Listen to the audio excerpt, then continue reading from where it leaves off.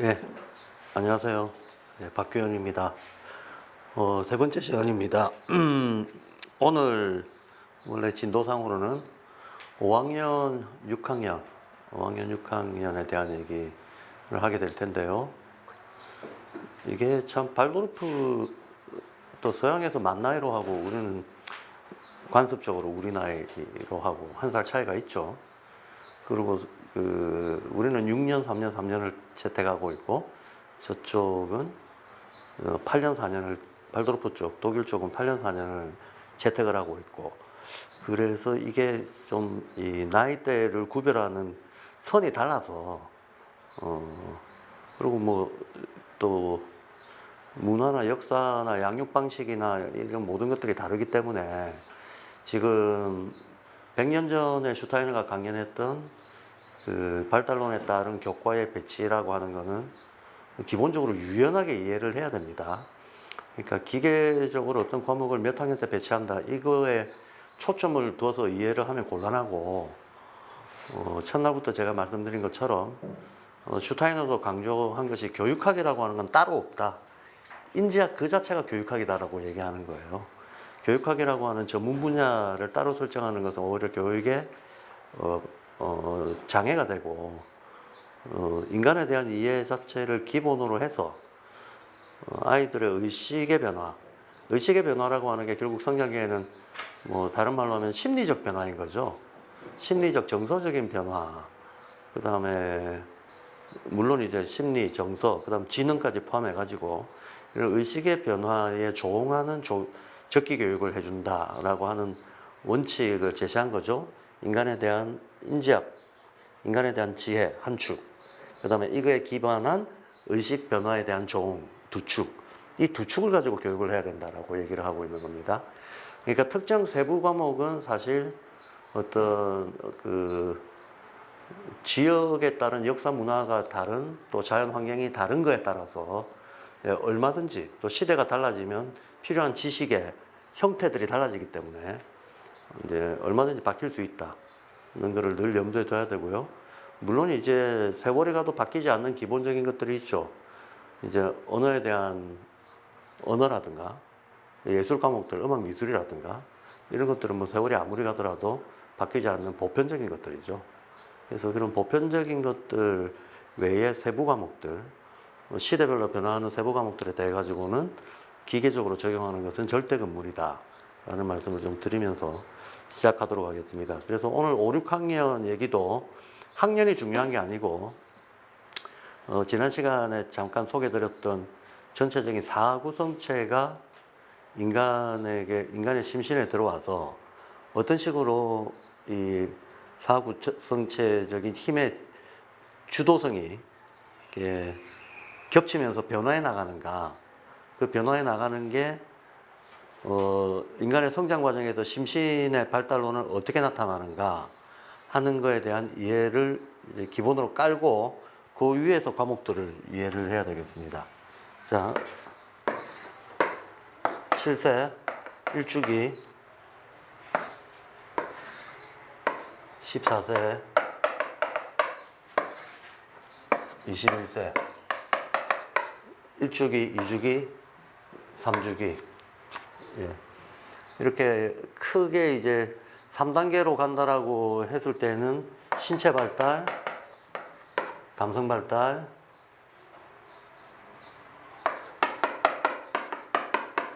그 다음에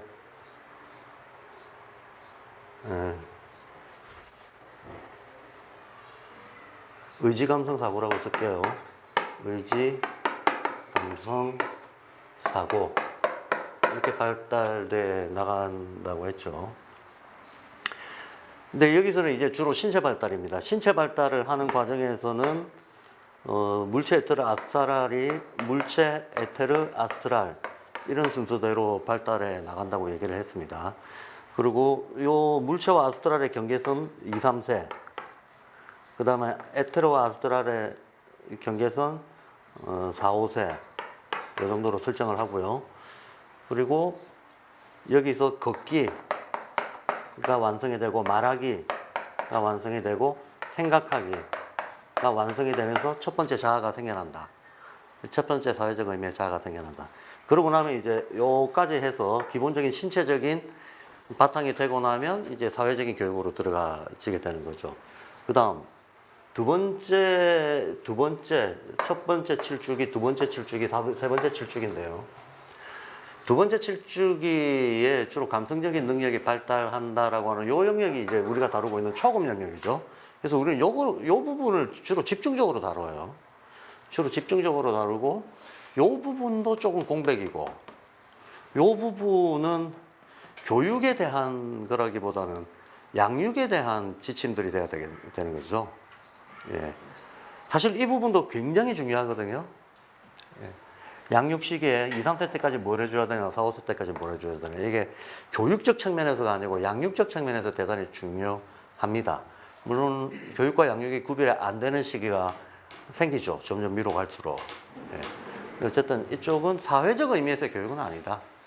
사회적 의미에서의 교육은 아니고 어떤 자연이 교육하는 시기, 자연이 사람을 성장시키는 시기라고 보고, 사회적 의미의 교육은 우리가 주로 다루고 있는 것은 이 영역입니다. 그러면 7세에서 14세인데 이제 물체 에테르아스트랄로 보면 이때 물체, 크게 물체, 에테르체, 아스트랄체 이렇게 발달한다고 돼 있어요. 그런데 이 사구성체는 인간의 신체적인 측면에도 작용하고 심리적인 측면에도 작용한단 말이죠. 근데 신체적인 측면에 작용할 때, 즉 신체라고 하는 것은 우리의 어떤 자연물로서의 신체를 얘기하는 거예요. 신체적인 측면에서 작용할 때하고 정신적인, 심리적인 측면에서 작용할 때하고 이 작용하는 순서가 뒤집어진다고 말씀드렸죠. 지난 시간에. 그게 왜 뒤집어지는가 하면 일단 자의식이 생기고 나면 물체, 에테르체, 아스트랄체, 자아체 여기까지 오면 성장 과정은 여기서부터 시작해가지고 여기까지 와서 여기까지 7년이 걸렸다는 거거든요. 7년이 걸려서 기본적으로 나라고 하는 의식이 생기고 나면 심리적인 영역에서는 나라고 하는 이 주체성을 전제로 해서 거꾸로 이렇게 발달해 나간다는 거예요. 예, 나를 다음 새로운 출발점으로 해서 여기서 여기까지는 여기서 이렇게 도는 것은 신체적 발달이라면 심리적 발달은 나를 출발점으로 해가지고 거꾸로 돌아간다는 거예요. 이해가 되시죠? 그래서 나를 출발점으로 해서 이 나는 보이지 않는 전제로 이제 바로치고 늘 있는 거니까 아스트랄, 에테르, 물체 이런 식으로 돌아간다는 거죠. 예. 이런 식으로 돌아간다고 말씀을 드렸는데, 그러면 요게 바깥에서는 신체적으로는 지금 에테르 한참 성장기라는 얘기입니다. 근데 심리적으로는 아스트랄이 주도를 해버린다는 거예요. 이 7년 전체를 아스트랄이 주도를 해버립니다. 그러면 우리의 의식이라든가 지능이 됐든 감성이 됐든 이성이 됐든 우리의 의식이라고 하는 거는 전부 다 에테르, 아스트랄 이 두 개의 상호작용이 없으면 발생을 안 하는 거거든. 그러니까 이제 여기서부터 이제 본격적으로 상호작용이 되는 거죠. 물체 에테르와 아스트랄의 상호작용. 상호작용이 되는데 여기서 요 7년 사이에도 3단계가 있었듯이 요 7년 사이에도 또 3단계가 있는 거죠. 그죠? 근데 3단계가 있으면 그러면 보통 첫 7년 여기서 2, 3살, 4, 5살, 7세 이렇게 하는 것처럼 주요하게 나뉘는 게 10세, 12세, 14세 이렇게 나누는 거예요. 그래서 보통 우리가 요 10살, 요때를 루비콘강을 지난다라고 하지 않습니까? 왜 루비콘강을 지나는가 하면 여기 보면 인간 발달 9단계로 나눌 때 그거는 원론적으로는 9단계로 나눠지지만 바깥으로 나타날 때는 7단계라고 늘 슈타이너가 강조를 하거든요. 왜 7단계가 되는가 하면 요 겹치는 부분이 있죠. 맨 끝에 넘어가는 이 경계 부분. 요 경계 부분의 끝부분하고 첫 부분은 구별이 안 된다고 봐요. 그래서 인간이 어떤 감성 영역에서 최종적으로 올라가는 게 의식혼인데, 의식혼하고 영적 사고의 첫 단계가 마나스 단계라고 흔히 얘기하는데, 그 두 부분도 현실로 나타날 때는 구별 안 되고 합해서 나타난다고 얘기를 합니다. 그럼 이게 합해서 나타난단 말이야. 요게 합해서 나타납니다. 요때는 요것도 아스트랄, 요것도 아스트랄이에요. 그렇죠? 완전히 아스트랄하는 세계야. 완전히 아스트랄하는 세계입니다. 5세부터 한 10세 때까지 걸치는 요구 구간. 요 한 5년에 걸친 구간은 완벽하게 아스트랄하는 구간이다. 를 생각을 해야 됩니다. 그러다가 아스트랄, 여기 첫 번째 아스트랄 들어왔으니까, 그리고 두 번째 에테르가 이제 들어옵니다. 예. 그 다음에 요 구간에서 물체가 들어옵니다.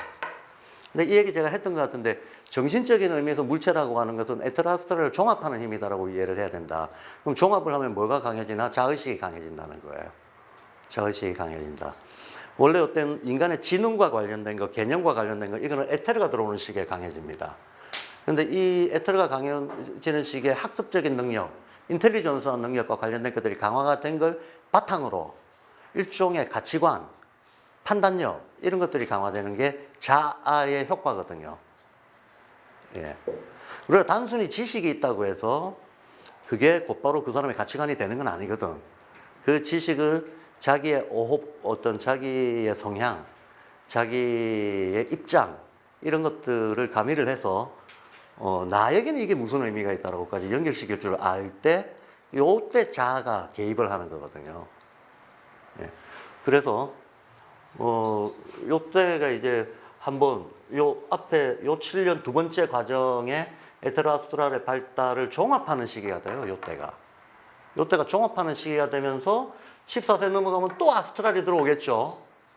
그 다음에 14세에서 대략 한 16세 정도, 16세, 이제 18세 뭐 이 정도 되겠죠. 그럼 요 때는 또 한 번 에테르가 강화될 테고, 요 때는 또 한 번 물체가 강화가 되겠죠. 요 상급반이죠. 요 때 뭘 할 건가 하는 게 상급반인 거죠. 상급반인 거고, 상급반 얘기는 지금 아직 우리가 다루지는 않을 거고, 현재 우리는 다음 시간까지 해서 중1, 2까지 다룰 텐데, 중1, 2까지 다루면 요까지 정도 다루는 겁니다. 예, 14, 15세 정도까지, 상급반 9학년 정도까지 다루는 거죠. 6학년, 아니 7학년, 8학년. 6학년, 7학년, 8학년, 중2까지가 8학년이구나. 다 초급이네. 다 초급이네. 상급은 안 다루는 거네. 상급에 대한 얘기도 사실은 우리가 뭐 상급이다, 초급이다 그런 게 중요한 게 아니고, 금방 얘기했듯이 어떤 성장이 끝날 때까지는 나름대로 이게 어느 정도 자연 법칙처럼 통합니다. 그런데 일단 성장이 끝났다. 신체적인 성장이 그럼 20대 초반에 끝날 거 아닙니까? 끝나면 이때 첫 자아의식이 생겼던 것처럼, 감각기관이 안정이 됐을 때 첫 자아의식이 생겨가지고 사회적 자아로 전환이 됐잖아요. 그랬던 것처럼 20세 넘어가지고 성인이 됐을 때 자의식은 요때 자의식하고 또 다를 거 아닙니까? 예. 완전히 이제는 평생을 가지고 나갈 성숙한 자의식이 생기게 된단 말이죠. 그 이후부터는 이 자연법칙적인 성장 안 통합니다. 어느 정도 영향은 미치지만, 훨씬 더 중요한 게 이제부터는 그 개인이 자기 마음을 어떻게 다스리고 어떻게 수행하고 의식을 어떻게 가지느냐에 따라서, 즉 몸이 마음을 지배할 때, 예, 어린 시절부터 신체가 완성이 될 때까지는 몸이 마음에 영향을 미치는 바가 훨씬 더 크겠죠. 그런데 거꾸로 이제 성인으로서의 자아가 성립이 되고 나면, 그때부터는 몸은 이제 더 이상 별 변화가 없어요. 몸은 별 변화가 없습니다. 그때부터는 오히려 의식이 주도를 하게 되는 거죠. 의식이 주도를 하게 될 때에는 이게 어떤 물리법칙처럼, 자연법칙처럼, 어린 시절처럼 그렇게 통하지는 않게 된다는 거예요. 이게 무슨 뜻인가 하면, 예컨대 인간의 기질이 있다고 하자. 본능적인 성향 기질이 있다고 하자. 그 본능적인 성향 기질이 어렸을 때는 아주 로우 머티리얼로 드러나 버려요. 그러다가 교육을 받는 과정에서 조정 능력이 생길 거 아닙니까? 그러다가 자기가 자기를 자아의식이 강화되는 과정에서 자기의 강약점을 파악하고 자기 스스로를 이제 자기가 자기를 교육하는 단계, 성인이죠. 자기가 자기 조절 능력을 키워나가려고 하는 단계가 되면 사실은 타고난 성향이라고 하는 것은 희미한 흔적으로 남아있고 조절 대상이 되는 거지. 물론 영향을 주죠. 계속 지속적인 영향을 주지만 그대로 어떤 동물적인 본능처럼 타고 태어난 방식으로 그대로 드러나지는 않는다는 얘기입니다. 예. 드러나는 사람도 있긴 있겠지만 그런 사람들은 자기 교육이 잘 안 되는 경우가 그러겠죠. 예, 자기 이해가 깊지 못하고 자기 돌아보기가 안 되는 경우는 예, 타고난 어떤 충동, 본능 이런 거에 영향이 훨씬 더 세지겠죠. 개인 편차는 있을 겁니다. 편차는 있겠지만 자연 법칙처럼 통하는 건 일단 성장기까지로 한정해서 봐야 된다. 그 말씀을 드리면서 그러면 대체로 아스트랄이 들어올 때는 대체로 감성적인 것들, 에테르가 들어올 때는 대체로 지능적인 것들, 인텔리전스한 것들. 그 다음에 물체가 들어올 때는 그것들을 종합한 종합적인 어떤 인과 판단, 이런 것들을 배치하게 돼 있어요. 이런 것들을 배치를 과목을 하게 돼 있는데 또 그 주요 과목들은 처음에 언제 스타트를 할까만 알면 되고 끝은 없어요. 근데 우리가 역사 과목을 배운다. 그러면 언제부터 현실 역사를 배울 것인가? 이게 중요해요. 그럼 보통 언제부터 현실 역사를 배우라고 하는가 하면 요때부터 배우라고 해요. 요때부터. 12세 때부터 현실 역사를 배워라. 라고 하는 그 이유가 있겠죠. 그러면 이제 요때부터 현실 역사를 배우기 시작하는데 뭐 끝이 어디니? 끝은 없지. 시작점만 있는 거죠. 그럼 자연사를 배워라 하면 언제부터 자연사를 배우라는 거? 요때부터 자연사를 배우라 그래요. 10살 때부터. 그럼 요때부터 배우기 시작하면 쭉 계속 가는 거지. 끝은 없죠. 시작점만 있다. 시작점만 있다. 그럼 언어는 언제부터 배우나? 언어는 처음부터 배우는 거죠. 예. 그럼 역사는, 요때 역사는 어떻게 하냐? 그러니까 역사 못하니까 우화동화 해라는 거예요. 우화동화 신화하라는 거예요. 역사에 들어가기 전에. 그리고 실제로 우리가 역사라고 하는 것은 그렇습니다. 인류 문명 만년이라고 하더라도 기록의 역사는 5천년도 안 되거든요. 그럼 그 전에 있었던 것들은 불가피하게 신화의 세계에 남겨져 있을 수밖에 없잖아요. 근데 신화의 세계조차도 복잡한 어떤 자연 현상의 복합적인 작용을 의인화해가지고 신화가 보통 이루어지게 되는데 이런 복합적인 인과관계를 이해 못하는 수준의 아이들한테는 훨씬 더 원형적인 양극성을 전달해 줄 수밖에 없는 거거든. 그 원형적인 양극성을 뭐 동물의 형태나 식물의 형태에 비유해가지고 의인화해가지고 얘기를 하게 되면 우화가 되게 되는 거고, 예. 우화가 되게 되는 거고, 더 넓은 개념으로 동화의 세계가 있는 거고, 이런 거죠. 자, 그런 식으로. 그래서 우화 동화부터 해가지고 신화를 거쳐가지고, 창세기 신화를 거쳐가지고, 예, 현실 역사로 들어올 때는 요때부터 들어와라라고 얘기를 하는 거죠. 특징적인 게, 현실 역사는 여기서 역사 들어와라. 여기서 자연에 대한 어떤 학습이 들어와야 된다. 자연에 대한 학습이라고 하는 것은 동물학, 식물학을 얘기하는 겁니다. 동물학, 식물학 이런 걸 얘기하는 겁니다. 그리고 요때부터는 요때까지만 있지 요때 시작하는 거는 별로 강조가 안 되고 있어요. 강조가 안 되고 있는데 원리상 요때부터는 이제 사회에 대해서 본격적으로 배워야 됩니다. 그 사회에 대해서 배우는 거를 뭐 달리 표현할 방법이 별로 없는데 뭐 전체가 다 인간학이죠. 정치, 경제, 사회, 문화 하는 것들이 사실은 인간들의 상호작용과 구조를 배우는 거잖아. 사회 구조를 배우는 거잖아. 그래서 사회에 대한 거를 쭉 배워나간다. 이렇게 설정이 됩니다. 그러면 다시 조금 10살부터 다시 시작한 요때 우리가 루비콘 강을 지나간다라고 하는 의미를 다시 한번 잘 생각해 보자. 어떤 건가? 자, 요 바깥에 에테르체가 지금 주도적일 때예요. 두 번째 7년, 그죠? 근데 문제는 이 에테르가 주도적일 때, 이 에테르가 여기에서 에테르 작용이 있겠지. 여기도 에테르 작용이 있겠지. 여기도, 이 전체가 다 에테르 작용이. 근데 힘의 정도가 똑같을까 계속? 아니라는 거예요. 아닙니다. 그러면 힘의 정도 어떻게 될까? 자, 여기서는 물체가 주도를 했어요. 물체가 주도를 하는 요때는 그러면 에테르는 아예 없나? 안 없죠. 여기 있었잖아요. 에테르 기운이 들어왔잖아요, 벌써. 물체가 주도하지만 에테르 기운이 들어왔죠. 요때 에테르의 씨앗이 심어졌습니다. 요 에테르의 씨앗이 그럼 요때는 또 없어지나? 아니죠. 계속 있죠. 겹치기로 계속 있죠. 계속 있으면서 점점점 커가다가 여기서는 주도적이 돼버리는 거죠. 예. 여기서는 에테르가 주도적인데 그냥 주도적인 게 아니고 요런 식으로 힘의 정도가 정해진다는 거야. 이해가 되시죠? 포물선을 그리면서 점점 세진다는 식이에요. 그럼 시작은 벌써 여기서부터 시작했어요. 여기서부터 시작해서 이렇게 점점 이렇게 세지는 겁니다. 그러면 마찬가지로 여기에 있는 사고작용, 아스트랄의 작용이라고 하는 것도 갑자기 띡 나타나는 게 아니겠죠. 여기 요 지점부터 시작해서 점점 세지는 식으로 나타난다는 거예요. 그러니까 계속 겹쳐 들어가는 구간이 발생하는 겁니다. 이 겹쳐 들어가는 구간에 대해서 면밀하게 고찰을 해보면 이때 어떤 정도의 난이도에 어떤 정도의 성격의 과목을 배치해야 된다는 생각을 할 수가 있는 거죠. 그럼 흔히 10살의 루비콘강을 걷는다는 의미에 대해서 생각을 해보자면 요 아스트랄 두 개 다 겹쳤다 그랬잖아요. 완전히 아스트랄한 때에서 이쪽으로 넘어가면 어떻습니까? 이 전체는 지금 신체적으로는 에테르지만 정신적으로는 아스트랄이 주도한다 그랬잖아요. 아스트랄이 주도하는 중에 또 아스트랄 이렇게 겹쳐 들어오는 구간 아닙니까? 그러니까 여기는 완전히 아스트랄이 지배하는 아주 강화된 시기인데 요때부터는 에테르가 또 강화되는 때 아닙니까?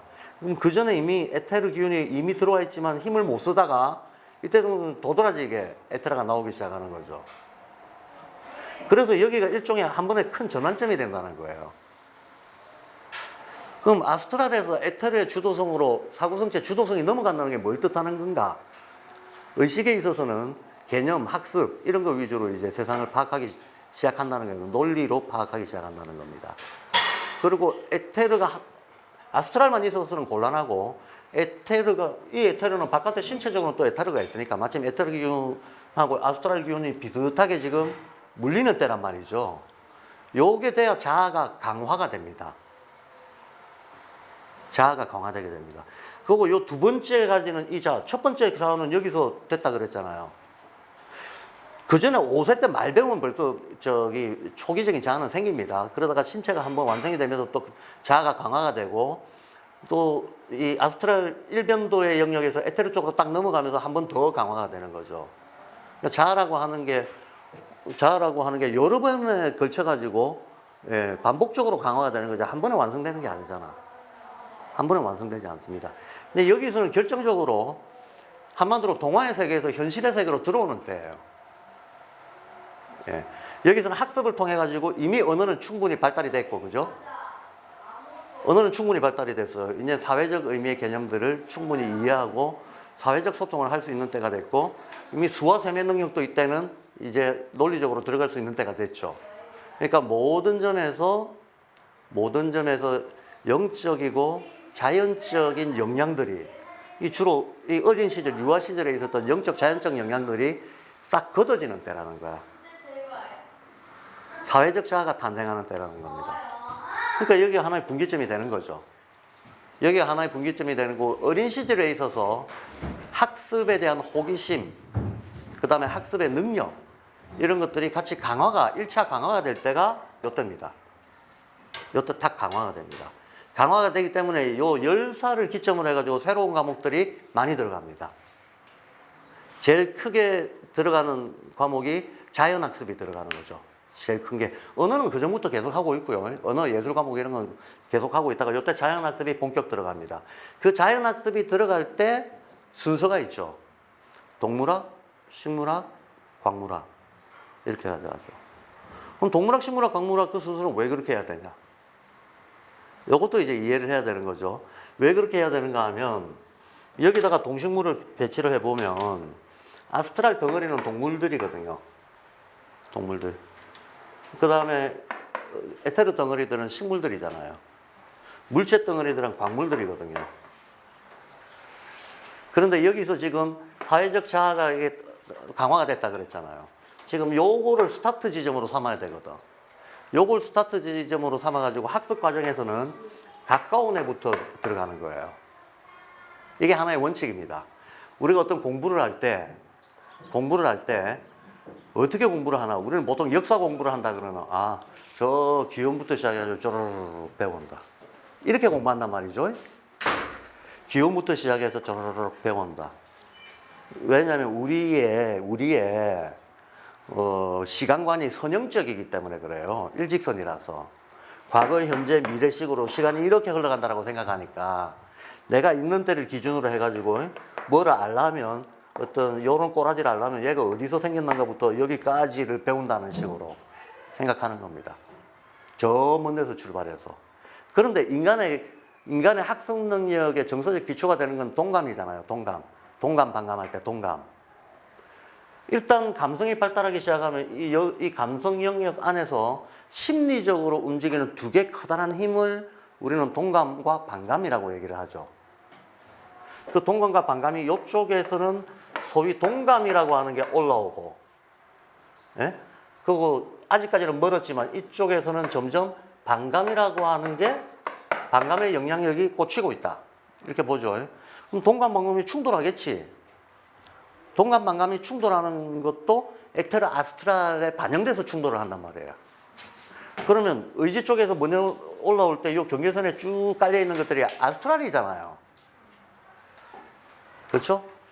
그럼 의지의 힘은 아스트랄을 타고 올라오는 거예요. 아스트랄을 타고 올라옵니다. 근데 아스트랄이 가지고 있는 특징이 뭐냐 하면 확장하는 거잖아요. 그러니까 이때 호기심이 폭발하는 이유가 세계에 대한 관심이 폭발하는 이유가 아스트랄적인 힘의 주도성 때문이야. 관심이 폭발합니다. 관심이 확장된다는 거예요. 관심이 확장되고 온갖 때 다 궁금증이 생기고 온갖 것들을 다 옆에 붙여보고 싶어하고 경험해보고 싶어하고 하는 이런 흐름들이 생긴다. 여기에 동감이 작용하는 방식입니다. 반감은 그 반대 힘인 거죠. 한참 그러다가 이제 나한테 좋고 나쁜 거 갈라가지고 취사 선택해가지고 우열 경쟁 비교 속에서 좋은 것만 택하려고 하는 식으로, 이게 좁은 의미. 원래 자아가 발생한다는 거는 처음에는 넓게 펼쳐놨던 세계를 자기 입장에 맞게끔, 자기 이익에 맞게끔 골라서 편취해가지고 재구성하는 거잖아요. 요게 반감이죠. 그러니까 반감이라고 하는 것은 사실은 계산적인 능력으로 들어오는 겁니다. 사고 그 자체는 영적인 거지만 사고가 감성 영역에 들어와 가지고 에테르 아스트랄에 영향을 줄 때에는 계산적 능력, 즉 오성적이거나 인텔리전트라고 얘기하는 그 능력으로 들어온다는 거예요. 들어오면 두 개가 이제 충돌하겠죠. 이 두 개의 힘이 충돌을 하면서 여기서 여러 가지 감성 이성의 어떤 이 밀고 당기기가 시작이 될 텐데 대략 한 절반 정도는 동감의 힘이 훨씬 강하겠죠. 그러다가 한 요 위로 갈수록 반감의 힘이 세지겠지. 이게 또 교차하는 지점이 있겠죠. 그죠? 그 교차하는 지점에 반감의 힘이 결정적으로 팍 세질 때가 언제겠냐? 라고 보면 요 12세가 지나고 나서부터 요 영역이 될 겁니다. 요 에테르 물체에 있는 요 영역. 이때 반감의 힘이 확 세질 겁니다. 그 반감의 힘이 세지면서 어떤 개인으로서의 나, 사회적 자아도 아니고 더 이상 사회의 일부로서의 나가 아니라 고유한 개인으로서의 나를 찾으려고 하는 노력이 시작되게 되고 그걸 우리는 사춘기라고 하는 거지. 이래서 게다가 이때 중요한 변화가 발생하잖아요. 에테르가 여기서 한참 강화가 됨으로 인해 가지고 에테르가 성장이 어느 정도 여기까지 하고 나면 2차 성징이 생기잖아요. 생리적으로 남녀의 구별이 뚜렷해지고 따라서 심리적으로도 남성성, 여성성의 구별이 뚜렷해지고 자연스럽게 이런 어떤 자기에 대한 어떤 분별의식이 강화가 되면서 사춘기가 오면서 개인으로서의 자기를 정립하려고 하는 노력을 기울이게 되고 그러면서 사춘기라고 하는 것들이 진행이 되게 된다. 자, 그러면 일단은 다시 앞으로 돌아가서 여기서는 자연학습을 배워라. 그런데 여기서 자연학습을 배우라고 하지 인간한테까지 이거를 자연을 배울 때 몇 가지 원칙이 있다. 자연을 배울 때 반드시 동물이 됐건 식물이 됐건 인간과의 연결 속에서 이해할 수 있도록 가르치라라고 하는 게 첫 번째 원칙입니다. 첫 번째 원칙인데 또 하나의 원칙은 자연의 변화를 인간의 사회라든가 문명이라든가 이런 데까지는 아직 연결시키지 마라 그래요. 연결시키지 마라 그럽니다. 그리고 역사를 가리킬 때에도 역사에도 인과법칙이 있잖아요. 역사가 우연의 연속이 아니잖아. 역사도 일정한 발달사를 가지고 있단 말이에요. 자연처럼. 그런데 이 역사의 발달 법칙을 이해하는 것은 그냥 자연 법칙을 이해하는 것보다 훨씬 복합적이죠. 인간이 개입이 되어 있기 때문에. 단순 반응으로 역사가 이루어지지 않고 훨씬 복잡한 상호작용을 통해서 역사가 이루어진단 말이지. 그러니까 인과율의 난이도가 올라가는 거잖아요. 근데 인과율을, 요때가 처음으로 학습 능력이 생길 때고, 학습 능력이 생기는 순간 인과율적인 사고를 할 수 있게 되거든. 인과율적인 사고를 할 수 있게 되지만 12세 전까지는 구체적인 역사 가르치지 마라 그래요. 왜 가르치지 말라고 하는가 하면 현실 역사라고 하는 것도 어떤 인간의 의식 발달사에 따른 역사의 변화들이 있는데 그거는 자연 발달사보다 한층 난이도가 높다고 보는 거야. 높다고 봐서 인간 논리가 여태부터 들어오기는 들어오지만 아직 본격 들어온 건 아니에요. 이제 막 시작이 된 단계인 거지. 막 시작이 된 단계이기 때문에 가장 단순한 관찰에 기초해서 학습할 수 있는 것들부터 가르치라는 거예요. 그러니까 자연학습을 시키라는 거예요. 그게 동물학, 식물학인 거고. 예. 이해가 되죠? 근데 이 동물학, 식물학을 가르칠 때 동물의 특정 기능, 식물의 특정 기능 이런 것들을 인간의 심신에 연결해서 가르치라고 얘기를 하는 겁니다. 그래서 동물과 식물을 감성적으로 받아들일 수 있도록 이거 되게 중요합니다. 감성적으로 더군다나 요즘 같은 시대에는 더더욱 중요합니다. 가장 최근에 나온 책 중에 신간 중에 제레미 레프킨의 회복력 시대라고 하는 책이 있더라고요. 거기 보면 뭐 그런 분할을 학자들이 흔히 씁니다만 제가 보기에는 너무 기계적인데 결론은 틀리지는 않았어요. 과정은 대단히 기계적 논리로 설명을 하고 있더라만 저는 그 경과 과정에 대해서는 뭐 개인적으로는 별로 뭐 설득력이 없다고 봤습니다만 어쨌든 결론은 맞습니다. 레프킨이 얘기하기를 인간의 공감 능력은 역사적으로 계속 확장이 되어 왔다. 그 옛날에는 시족 단위의 공감 능력이 있다가 그 다음에는 같은 종교 믿는 사람들끼리 공감 능력이 있다가 그 다음에는 세계적인 차원으로 이렇게 공감 능력, 문명의 발달에 따라서 공감, 교통, 통신, 교류 이런 것들이 계속 늘어나니까 세계적 차원으로 국가 단위 혹은 세계 단위 이런 식으로 공감 능력이 확장이 되다가 지금에 와서는 사람들이 전 지구적인 위기를 겪으면서 더군다나 자연과 인간이 같이 공존하고 같이 필멸할 수밖에 없는 관계라고 하는 것을 이제 자연스럽게 알게 되면서 인간이 자기의 공감 능력을 생명애로 연장시켰다 그래요. 그래서 새로운 확장된 그 자연의 모든 생명에 대한 일종의 애정으로 공감 능력이 확장했다. 그러니까 점점 커졌다고 설명하고 있는 거죠. 그죠? 점점 커졌다고 설명하는데 글쎄요. 저는 뭐 점점 커졌다 이거는 좀 그렇고 문명의 성격이 뭐 이래 왔다라고 말할 수는 있겠지만 인간한테는 생명애라고 하는 거 이거 타고난 거예요. 타고난 겁니다. 가만 내버려둬도 어린애들은 동식물에 그냥 가장 자연스러운 상태에 내버려두면 저절로 교감을 하면서 크거든요. 저절로 교감을 하면서 그런데 학습을 시킬 때에도 동물학, 식물학을 시킬 때에도 한마디로 인간이 하나의 이 생명의 총체고 나머지 그 생명 존재들이 마치 인간의 팔다리나 오장육부의 일부인 것처럼 그렇게 느끼도록 가르치라고 얘기하는 건데 그런 교육이 된다 그러면 뭐 발도프 교육에서 생명애라고 하는 거는 그냥 기초 깔고 들어가는 거죠. 예, 그러니까 발도르프 교육에서는 가장 기본에 해당했던 것들이 요즘 근래에 와서 좀 시대적으로 강조가 되고 있더라라고 하는 겁니다. 그러니까 역시나 발도르프 교육이 해안이 있는 거죠. 미래교육이라고 하는 말이 되는 거라는 거예요. 예, 결국 우리 인류가 나아갈 방향은 가장 기본적인 가치들을 회복하는 방향으로 나갈 수밖에 없는 거거든. 나갈 수밖에 없는 거고. 그래서 그 기본 가치들을 깔고 있는 게 바로 이 자연학습에 있어서 인간의 일부로 자연을 가리키라고 하는 얘기입니다. 얘기인데 순서는 이렇게 된다. 이 순서가 이게 뒤바뀌는 건 이해되시죠? 왜냐하면 자 제가 아까 그랬잖아요. 우리는 기원부터 해서 이런 식으로 선역적으로 가리키니까 저 옛날 거부터 해야 된다라고 하죠. 근데 발도르프의 학습의 원칙은 거꾸로입니다. 자기 가까운 거에서부터 확장해 나가는 겁니다. 이렇게. 왜? 인간의 공감 능력이라고 하는 거. 자연스러운 어떤 범위, 예, 범위가 작동하는가에 따라서. 공감 능력이 가장 쉽게 말해서 자연의 생명들 중에서 인간이 식물보다는 동물하고 교감이 훨씬 많다는 거예요. 쉽게 동감이 부여가 된다는 거죠.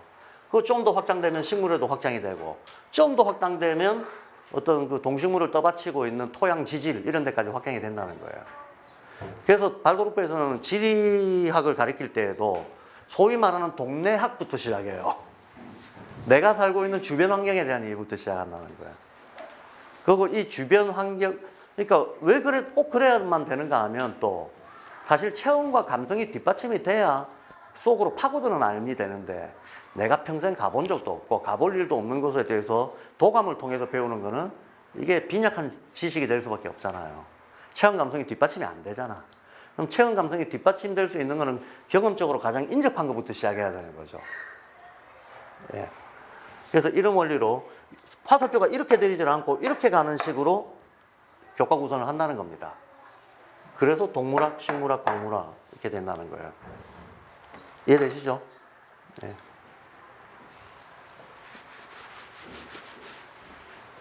그리고 이 화살표 거꾸로 하는 거는 이건 큰 의미가 있습니다.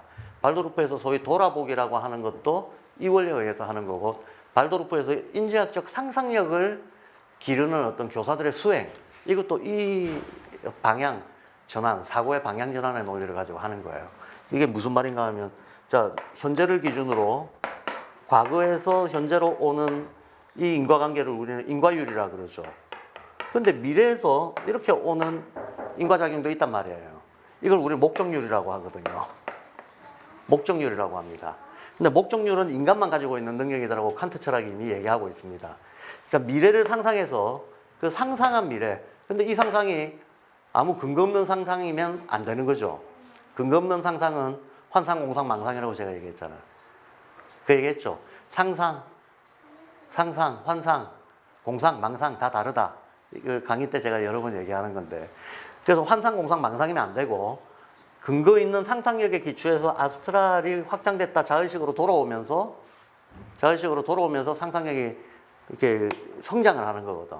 이 상상력의 범위가 성장하면 성장할수록 이게 어느 정도까지 성장을 하게 되면 우리는 과거가 우리를 족쇄처럼 채우고 있던 인식의 한계에서 좀 자유로워집니다. 무슨 말인가 하면 우리의 대부분의 의식은 기억의 이쪽에서 오는 게 기억인데 기억의 의지를 하고 있는데 기억에서 오는 것들이 상투적인 선입관, 개념에 대한 상투적인 이해 이런 것들이거든요. 한마디로 창의적인 생각을 못하게 막아버리는 것들입니다. 우리는 시대정신이라고 말하는 거, 패러다임, 그 다음에 우리가 가지고 있는 개념, 우리가 거의 우리의 사고를 전제적으로 구속하고 있는 기초적인 언어 개념들, 예.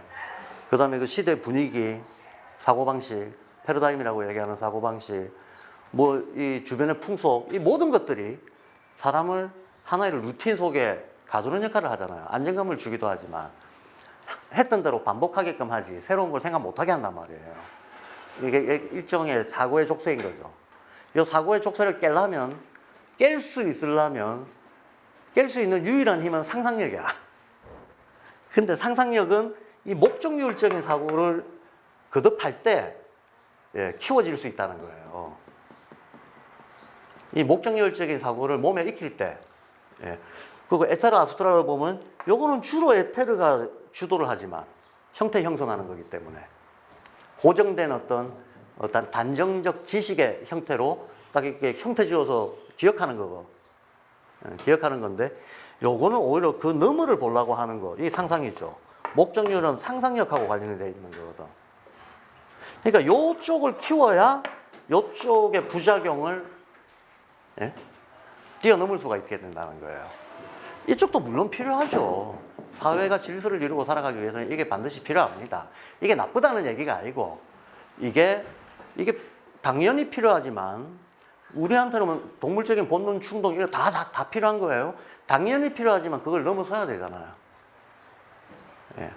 마찬가지로 관습적인 사고라고 하는 것도 당연히 필요는 한데 넘어서야 의식 발달이 된다는 얘기입니다. 그리고 넘어설 수 있기 위해서는 이 화살표를 이쪽으로 가져가는 훈련들을 많이 해야 된다. 근데 발도르프에서는 교과 과정 속에 그게 들어가 있다는 거예요. 애들은 모르지 뭐. 애들이 알게 뭐야. 근데 자연히 이런 어떤 거듭된 이런 그 경험을 하게 됨으로써 자연스럽게 이 돌아보기 효과로 학습을 가져가게 된다. 그러니까 일종의 의식적으로 이런 배려가 이제 교과의 구성에 깔려 있다는 말씀을 드리는 겁니다. 여기서 그럼 자연학습을 해라, 자연학습을 해. 그럼 이제 기초적인 논리, 인과 이런 것들을 배웁니다. 논리, 인과 이런 것들을 배우다가 요때쯤 되면 이제 요 위에 거가 강화가 되고 에테르가 강화가 된단 말이죠. 그럼 이제 본격적인 인과율을 구사할 수가 있게 돼요. 복합적인 인과율을 구사할 수가 있게 됩니다. 그럼 요때부터 말하자면 인간의 실제 역사를 배워라. 그럼 역사를 배우는 것도 똑같은 논리로 가까운 역사부터 배우는 게 맞습니까? 먼 역사부터 배우는 게 맞습니까? 가까운 역사부터 배우는 게. 먼 역사는 이미 했어. 사실은 역사라고 할 수도 없는 밑에서 신화했잖아요. 사실은 진짜 먼 역사는 이렇게 들어갈 수밖에 없어요. 네. 정말로 먼 역사. 국가라고 하는 것, 나라라고 이 어떤 문명적인 시스템이 생기기 이전의 인간의 역사.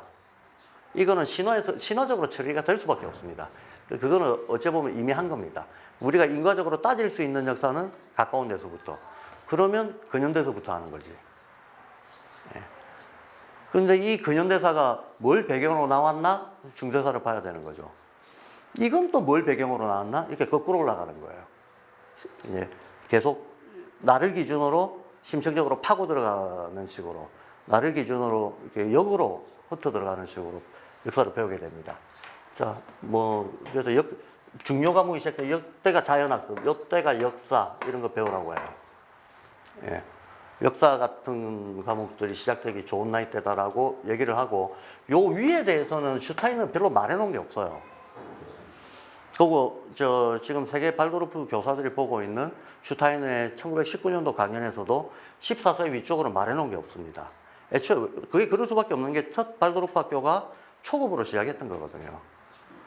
예, 슈타이너도 몇 년 기다려야 24년도 이때 갔어야 자기 학교에 이제 상급반이 생기면서 그때 상급반에 대한 교육에 대한 얘기들을 좀 덧붙이지만 23년, 24년도까지 발도르프 상급반에 대해서 강연을 여러 개를 해둔 게 있는데 그 강연 내용들을 보면 특정 과목에 대한 얘기는 거의 없고 오히려 교사와 학생의 관계에 대한 관계를 어떻게 설정하고 조정할 것인가 하는 교사의 역할에 대한 얘기가 대부분이에요.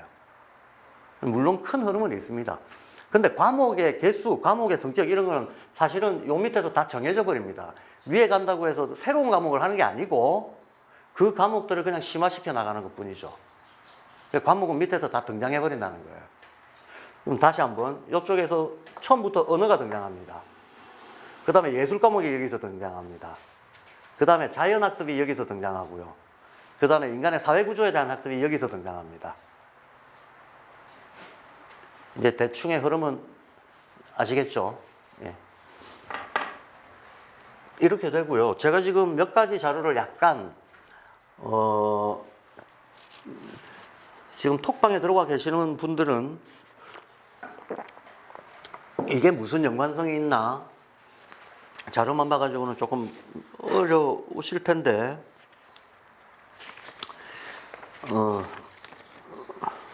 좀 연결해서 말씀을 드려보도록 하겠습니다. 이제 이 과목에 대한 얘기 일단 끝내고 요 잠깐 쉬고 나서 요 한 장짜리 마음의 풍경이라고 제가 제목을 달아놨는데 요 내용을 좀 설명드릴까 해요. 왜냐하면 이 내용 자체가 애고 어른이고 간에 우리가 일생을 통해서 반복적으로 겪게 되는 실제 우리 내면의 어떤 심리 메커니즘의 구조를 보여주는 거거든요. 한마디로 소울의 구조인데 스트럭처 오브 소울입니다, 이게. 요거는 슈타인의 1911년 강연 내용입니다. 1911년 강연 내용을 제가 조금 압축해서 볼 수 있도록 약간 이렇게 정리 화살표, 도표를 이용해서 조금 정리를 해 놓은 거죠. 좀 정리를 해 놓은 건데, 이 내용은 기존에 김광선 선생님이 몸혼영의 지혜라는 제목으로 그 몸혼영의 지혜라는 11년 강연이 9년, 10년, 11년 3년에 걸쳐서 이루어진 강연인데 3부작입니다. 그러니까 인간의 감각에 대한 게 1부, 인간의 심리, 영혼에 대한 게, 혼에 대한 게 2부, 그 다음에 어떤 영성에 대한 게 3부 이렇게 돼 있어요. 그 중에서 이 내용은 2부에 해당하는 거예요. 소울, 우리가 마음이라고 부르는 거, 심리라고 부르는 거. 예, 전체 구조에 대해서 슈타이너가 한번 정리된 강의를 한 적이 있어요. 근데 이게 사실은 교육학적 심리학이라는 말을 했잖아요. 제가 인지학과 인지학적 심리학, 이걸 가지고 교육을 해야 된다. 그럼 인지학적 심리학이라고 하는 게 사실 이겁니다. 내용이. 인지학적 관점에서 바라본 인간 마음의 구조, 마음의 메커니즘이거든요. 그래서 애고 어른이고 요 구조는 똑같습니다. 애고 어른이고. 예. 요 구조는 동일한데 이 구조의 어떤 성격들만 주변의 환경과 조건에 따라서 조금씩 변화를 겪게 되는 거죠. 구조는 동일하고 성격의 개별적인 요소들의 성격 변화만 있다. 그래서 아이들을 가르칠 때에도 아이들의 어떤 심리적인 변화도 이 내용을 기본적으로 알고 있어야 몇 살 때 무슨 심리의 변화가 있고 어떤 경험을 하면 어떤 반응을 보이게 되고 하는 걸 조금 이해를 할 수가 있겠죠.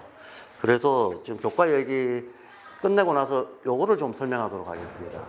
이거를 좀 설명을 할 테고, 그 다음에 뒤에 제가 요 시간에 대한 그 시간 단위가 어떻게 적정이 됐나, 그게 기하 도형들하고 어떻게 연결이 되나와 관련된 자료를 한 장 드렸고요.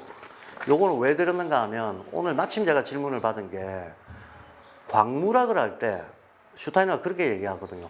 광물학을 할 때 이 광물의 모양들이 어떻게 토양의 성질하고 연결이 되고 우주의 작용하고 연결이 되는지 가르쳐야만 애들이 광물이라고 하는 단순한 물리적 존재를 이해하는 데 있어서도 자연, 우주, 인간과 다 연결해서 이해할 수 있다 그래요. 근데 광물을 인간과 연결해서 가르치라. 뭐 어떻게 연결하라는 거야? 동물이나 식물은 의인화시켜서 인간과 연결하기가 좀 쉽죠. 왜 동화에도 이미 그런 비유가 수도 없이 많이 나왔고 사람들도 익숙하기도 하고. 예. 그리고 정서적인 우리가 동식물을 보면서 느낄 수 있는 동감의 정도, 정서적인 동감의 정도, 이거 광물하고는 차이가 많이 나죠. 예. 광물은 뭔가 논리적인 이해가 안 되면 정서적으로는 교감하기가 힘든 대상이에요. 정서적인 교감하기가 힘든 대상입니다. 근데 어쨌든 이제 우주자연, 인간까지 연결되는 그 어떤 공존의 선상 위에서 광물을 어떻게 이해할 것인가? 이게 사실 광물학 가르칠 때 되게 난점입니다. 어려운 점입니다. 그 어려운 점을 어떻게 풀 건가에 대한 아이디어로 제가 그 플라톤 입체론과 관련된 자료들을 몇 개 지금 톡방에 올려놨거든요. 그거 설명하려고 이 자료 내드린 겁니다. 이거는 맨 끝에 제가 설명을 드리도록 하고,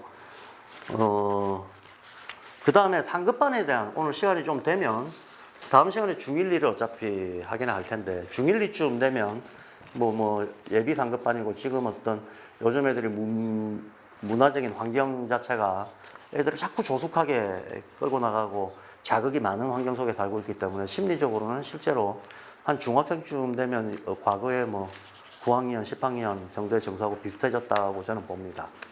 그래서 그리고 이제 뭐 어차피 그 지나면 곧바로 상급반인데, 상급반의 교과 구성 원칙이 어떻게 되는가 하고 관련해 가지고 조금 암시적인 얘기를 하려고 요 자료를 드린 겁니다. 그래서 그게 지금 약간 이게 흩어져 있어 보이는 자료들이 사실은 다 연결된 내용들이다, 그 말씀 드리는 거고, 일단 요 교과과정 세미나 뭐라고 하는 발도르 슈타이너가 남긴 강연 속에 있는 12살 전후로 한 5, 6학년 전후로 한 얘기들을 몇 구절 한번 짚어서 보도록 하죠. 자, 9살 전후에 자연세계 총괄로서의 인간상 그려라. 이거 얘기한 거죠. 요때 자연세계 총괄로서의 인간상. 예, 자연학습을 하는데 인간하고 연결해서 하라는 얘기인 거죠. 그래서 10세, 11세 계속 이 교육하라는 얘기입니다. 그 뒤에도 계속 해야죠, 이거는. 그 다음 12살 전후의 역사적 자극과 그 관계성을 가리켜라라고 돼 있어요. 그 이유는 제가 설명했죠. 12살이 되면 인과관계를 복합적으로 사고할 줄 알게 된다. 에테르가 거듭 강화돼서 들어오기 때문에. 예. 그 개념을 이제 완전히 능숙하게 다룰 수 있는, 안 시켜서 그렇지. 애가 어떤 학습 의욕만 있다면 이제 개념 논리가 빠르게 발달할 수 있는 대로 접어들었다는 거거든요. 예. 근데 이때가 바로 아스트랄과 에테르체의 결합이 강화되는 시기고, 외부 세계 인과적 질서하고 인간관계, 이거 관계를 알 수 있는 때다라는 거예요. 그래서 자연에 흐르는 법칙 같은 것들이 인간의 사회 역사에도 이게 유사하게 비슷하게 흐르네 하는 것을 연결시킬 수 있는 나이대라는 겁니다. 그래서 요 9살 때부터, 요때부터 12살 때까지는 어쨌거나 저쨌거나 물리적 과정을 많이 가리키고, 요때부터는 이 물리적 과정을 인간에게 적용하는 걸 가리키라 그래요. 그건 역사 가리키라는, 자연 학습부터 먼저 시키고 역사 가리키라는 거하고 똑같은 거죠. 똑같은 거죠. 여기까지는 물리적 과정 좀 많이 가리키다가 요때부터는 요 물리적 과정이 인간에게 적용되는 걸 가리키라 그러거든요. 이게 지금 우리 제도권 교육에는 없는 내용입니다. 안타깝게도. 물리적 과정이 인간에게 적용된다. 이게 무슨 말이냐. 이게 왜 제가 제도권 교육에는 없는 내용이다라고 얘기를 하는가 하면, 그 밑에 보면 역사를 제도권에서 하듯이 경제정치의 부속물로 다루지 말고 인류문화가 어떻게 발달해 왔는지를 중심으로 가르치는 것이 중요하다라고 얘기를 해요. 이 말이, 자, 정치경제문화가 있어요.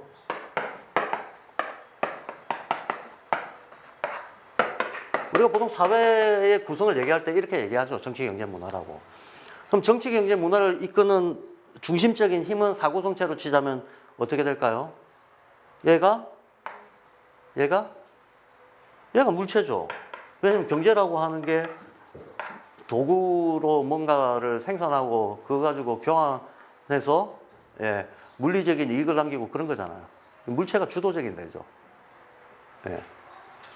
그 다음에 정치라고 하는 건 인간관계 다루는 거잖아요. 인간관계 다루고 질서 다루는 거잖아. 예, 정치의 핵심은 질서 다루는 거 아닙니까? 질서의 형태를 어떻게 지울 것인가. 요 에테르가 주도하는 겁니다. 반면에 이게 영적이죠. 문화라고 하는 게 인간의 의식이잖아. 문화는 집단의식인 거죠. 예. 이건 정신적인 걸 얘기하는 겁니다. 그러니까 요게 아스트랄을 다루는 거죠. 아스트랄을 다루는 건데, 슈타이너가 항상 얘기하는 게 사회사문론에서도 지금까지의 교육은 얘들의 요구에 종속돼 있었다 그래요.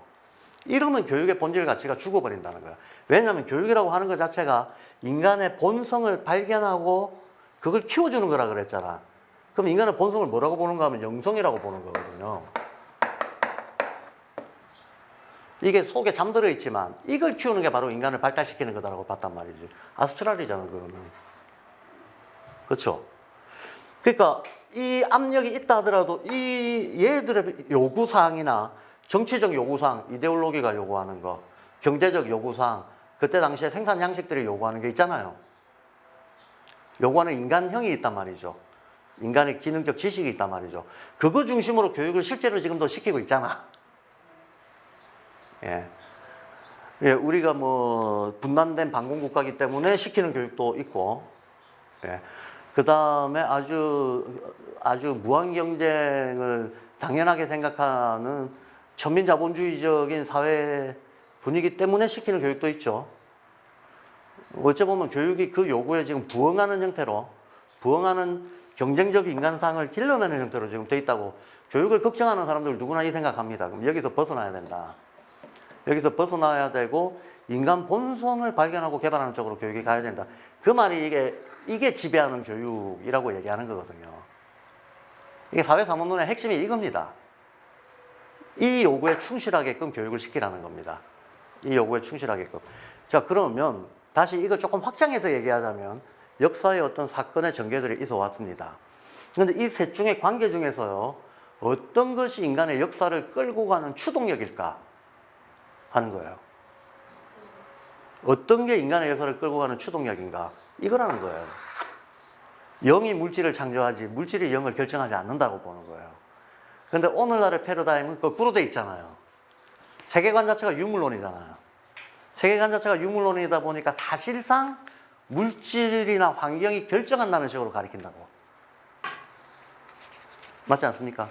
역사의 어떤 거대한 변화들이나 이런 것들을 물질적 인과관계로 가리켜버린다는 거예요. 정복의 역사, 그 다음에 환경결정론적 역사, 이런 식으로 가르쳐버린다는 거야. 예. 그렇게 하지 말라고 얘기를 하는 겁니다.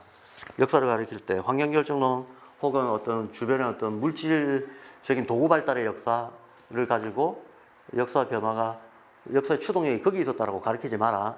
인간 자체의 의식 발달사를 중심으로 가르쳐라라고 얘기를 합니다. 그게 오히려 역사를 끌고 왔다는 거를 애들이 느낄 수 있도록 가르치라. 이거 쉬운 거 아닙니다. 굉장히 어렵죠. 그리고 우리나라에서는 아직 제대로 이게 론이 정립이 안 돼 있어요.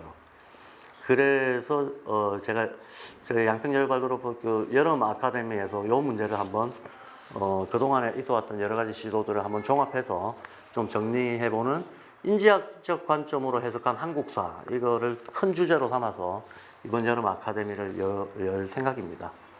예. 이건 지금 우리한테 과제로 주어져 있는 거고요.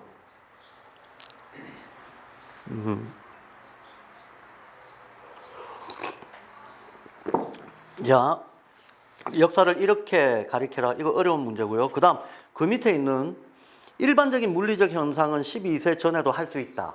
단순한 과학 실험 이런 거 할 수 있다는 거예요.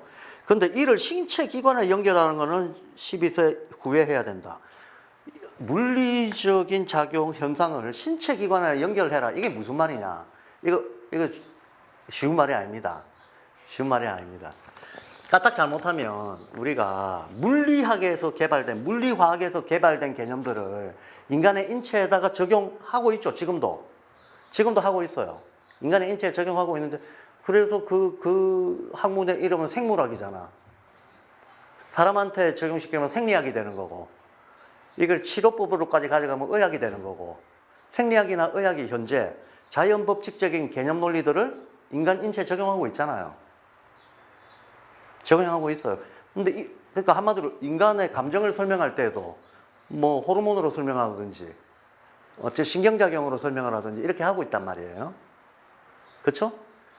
인간의 어떤 의식의 발달도 두뇌의 역할로 보고 있고, 이 두뇌의 건강함도 일종의 뭐 영양을 잘 섭취하고 물리적인 어떤 이 자극들을, 좋은 자극들을 주면 마치 신경이 발달하고 두뇌가 발달하는 것처럼 다들 그렇게 생각하고 있다고. 지금 현재 우리가 그렇게 생각하는 시대에 살고 있습니다. 이게 바로 물질이 영혼을 결정한다잖아. 이렇게 가리키는 게. 근데 그렇게 가리키지 마라 그랬잖아요. 오히려 의식이 선행하는 의식이 세계를 창조해 간다라고 하는 이 상을 아이들이 가질 수 있도록. 자, 그러면 이런 의미에서 지금 과학적 개념을 가지고 뭐 그 유물론적인 여러 가지 뭐 원자, 분자 개념을 가지고 화학식의 개념을 가지고 인간의 정신을 설명하는 거, 이거 유물론적인 설명이거든요. 그럼 그 설명이 아닌 다른 방식으로 어떻게 인간의 정신이나 의식의 발달, 의식의 존재와 발달을 설명할 것인가가 인지학에는 있긴 있죠. 인지학에는 물질이 아닌 개념 틀들이 있죠. 그게 사구성체잖아요. 그게 사구성체잖아. 그리고 오히려 그 사구성체 개념, 이 사구성체 개념은 영적 개념들입니다. 이 영적 개념들이 반영이 돼서 물질 현상이 일어났다고 가르치고 있단 말이야. 그렇죠? 그러면 이 사구성체 개념이 물질에도 통하듯이 사람한테도 통한다고 가르치라는 거거든요. 그럼 이거는 물질주의적으로 가르치는 게 아닌 거죠. 유물론적으로 가르치는 게 그러니까 사구성체라고 하는 기본 개념틀하고 물질이 가지고 있는 원자, 분자 개념틀, 입자 개념틀, 이건 완전히 다른 겁니다. 완전히 다른 거라서. 그러면 이게 무슨 말인가 하면, 자, 그럼 서양에서 사구성체라고 하는 거, 사구성체의 조금 더 원형적인 모델은 사원소 같은 거 아닙니까? 물, 불, 흙, 공기. 근데 이게 동양적인 버전은 음양오행이잖아요. 목화토금수 이런 거 아닙니까? 그러면 이게 이렇게 가르치라는 거죠. 인간의 기분, 감정 이런 것도 오행하고 연결시켜라. 이렇게 되는 겁니다. 즉 사고성취하고 연결시켜라.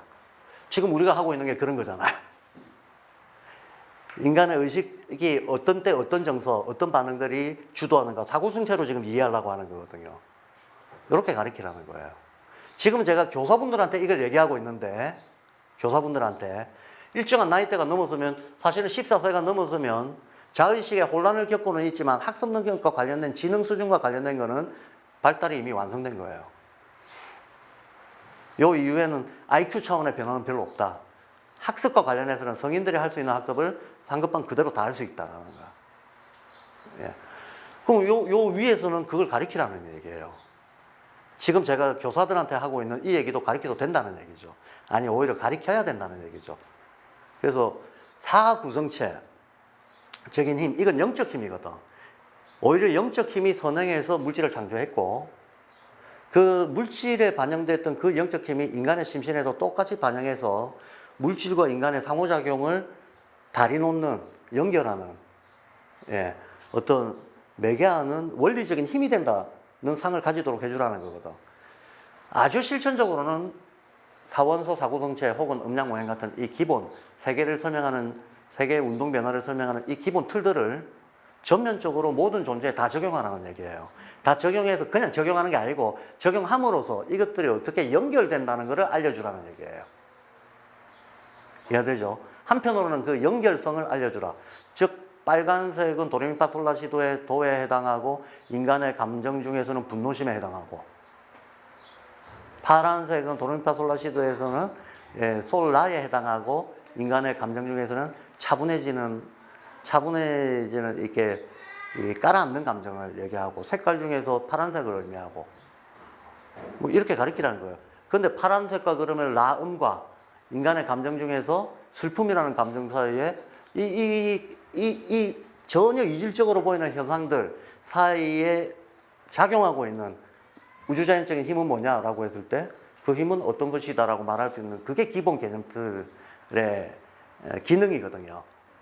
예. 그걸 가르치라는 얘기입니다. 이거 쉽지 않죠? 안 쉽죠? 교사가 자기한테 이 이해가 능숙해져 있어야 가르칠 거 아닙니까?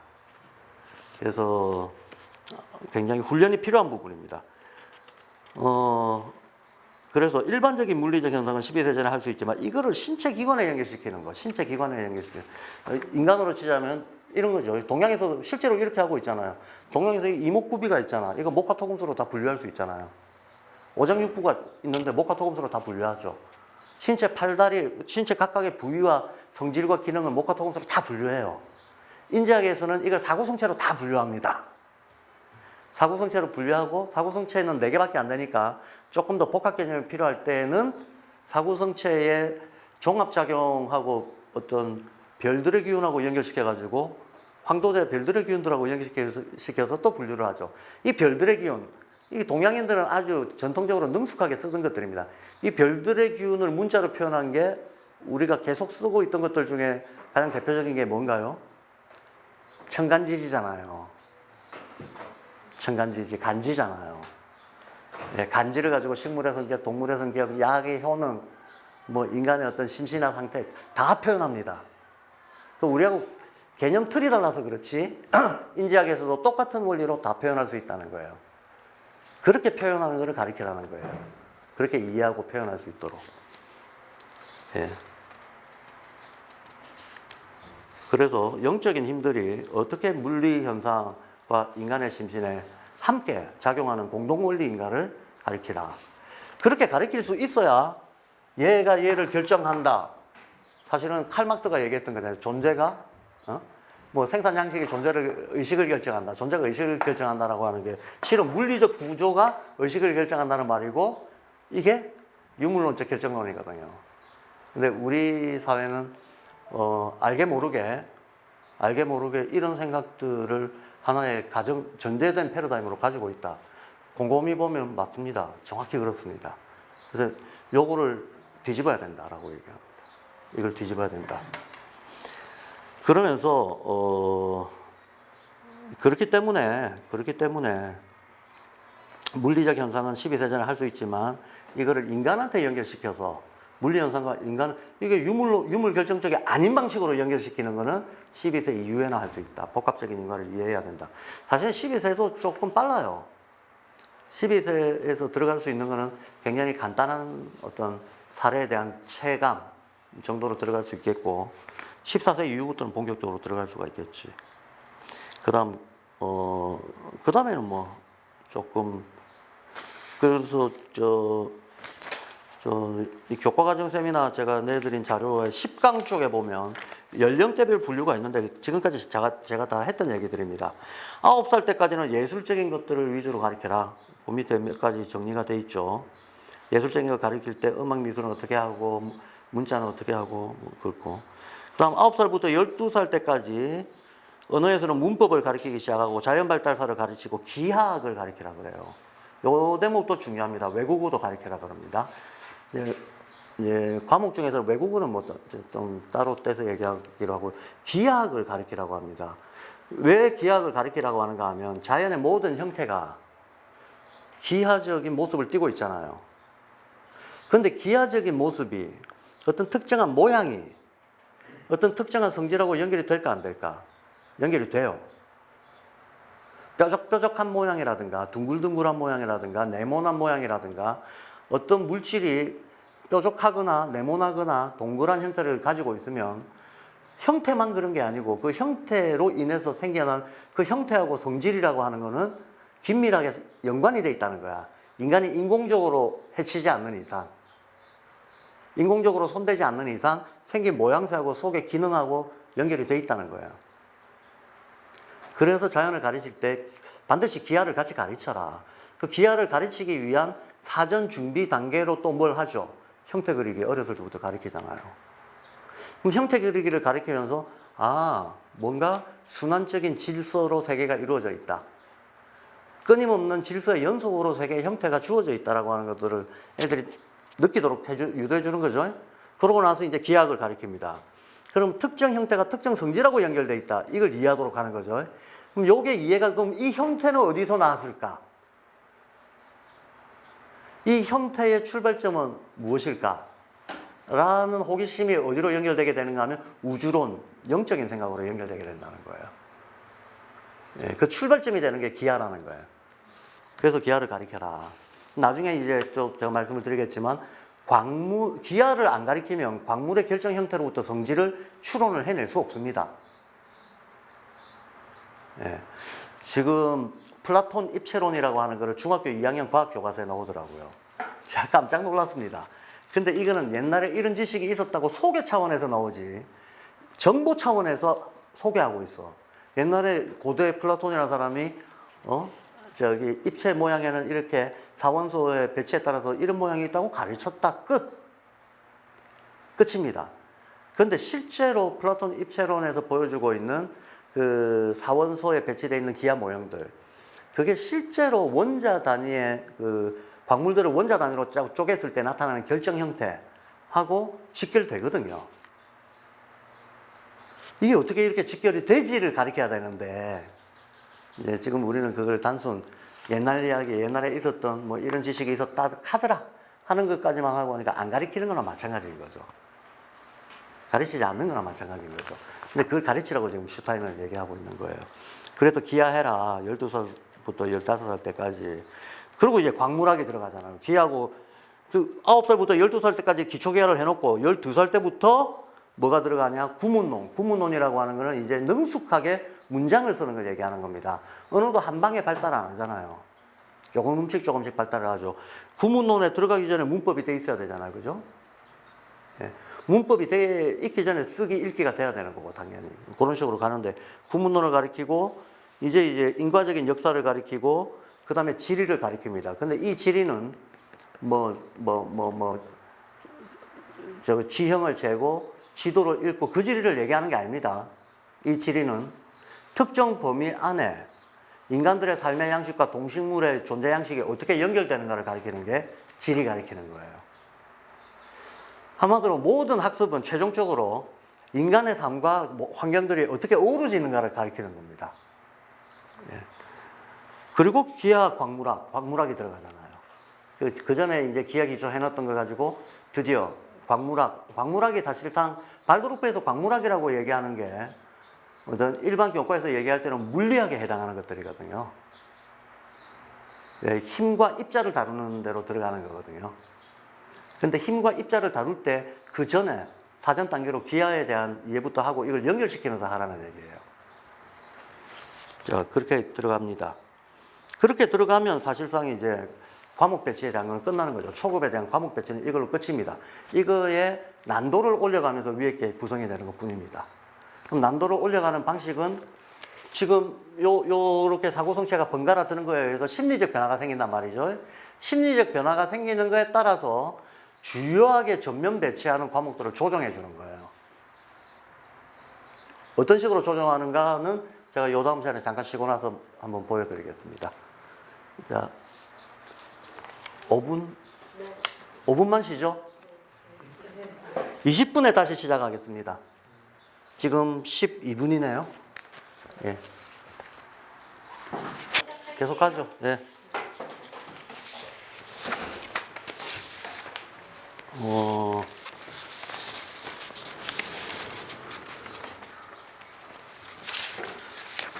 이 상급 과목 배치하는 게 이게 조금 내용이 간단하거든요. 그래서 간단한 거 하고, 그 다음에 요것도 꽤나 복잡한 얘기긴 하지만, 광물학 기하학의 연관과 관련해서 제가 말씀드릴 수 있는 것만 딱 뽑아서 하면 간단합니다. 그래서 간단한 걸 먼저 하고요.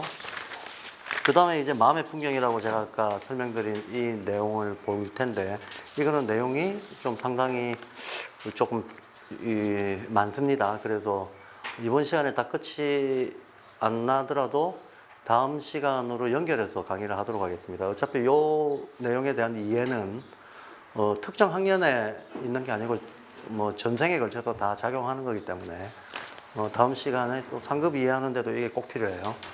그래서 이건 이어서 강의를 하도록 하겠습니다. 먼저 간단한 것부터 뭐 설명을 덧붙이자면 얘기가 길어지겠지만 최대한 간단하게 말씀을 드릴게요. 그래서 저 인지학에서는 제가 동일한 원리가 자연은 말할 것도 없고 인간의 심신에 그대로 연결돼 들어오면서 동일한 영적 힘에 의해 가지고 세계가 같이 공정공생하면서 움직인다. 이게 큰 원칙이라고 한다면 인간이 가지고 있는 대표적인 여러 가지 태도나 감정이나 이런 것도 사고성체적으로 해석이 된다는 얘기거든요. 해석이 된다는 얘기인데 대표적인 거 몇 가지 말씀을 드리겠습니다. 요 6강 요약이라고 되어 있는 요거는 제가 드린 자료 중에서는 저기에 나와 있을 겁니다. 올린 자료 제목을 내가 까먹었네. 작년 아카데미. 아이들 의식의 변화. 아이들 의식의 변화 6강 부분입니다.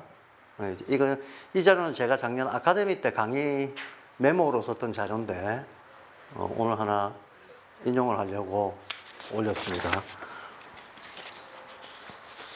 발달에 중요한 3가지 미덕이 있다 그래요. 아이들이 학령기 동안에 교육을 받고 나서 인성적으로 갖춰야 될 대표적인 미덕이 있다고 합니다. 그 대표적인 미덕을 슈타이너는 감사와 사랑과 책임감이라고 얘기를 합니다. 감사와 사랑과 책임감이다. 그러면 이 물체, 에테르, 아스트랄, 자, 여기가 첫 7년이죠. 여기가 첫 7년이잖아요. 그죠? 여기가 첫 7년이고 두 번째 7년, 세 번째 7년 이렇게 되는 거 아닙니까? 그러면 감사, 사랑, 책임감이라고 하는 것도 어떤 사고성체가 번갈아 드는 거하고 연관이 없이 그냥 우리가 도덕적 훈계하듯이 이렇게 뭐 교훈 적어 놓듯이 얘기하는 게 아니에요. 예. 인간이 자연스럽게, 가장 자연스럽게 발달했다고 했을 때 자연스럽게 가질 수 있는 인성을 얘기하는 거거든요.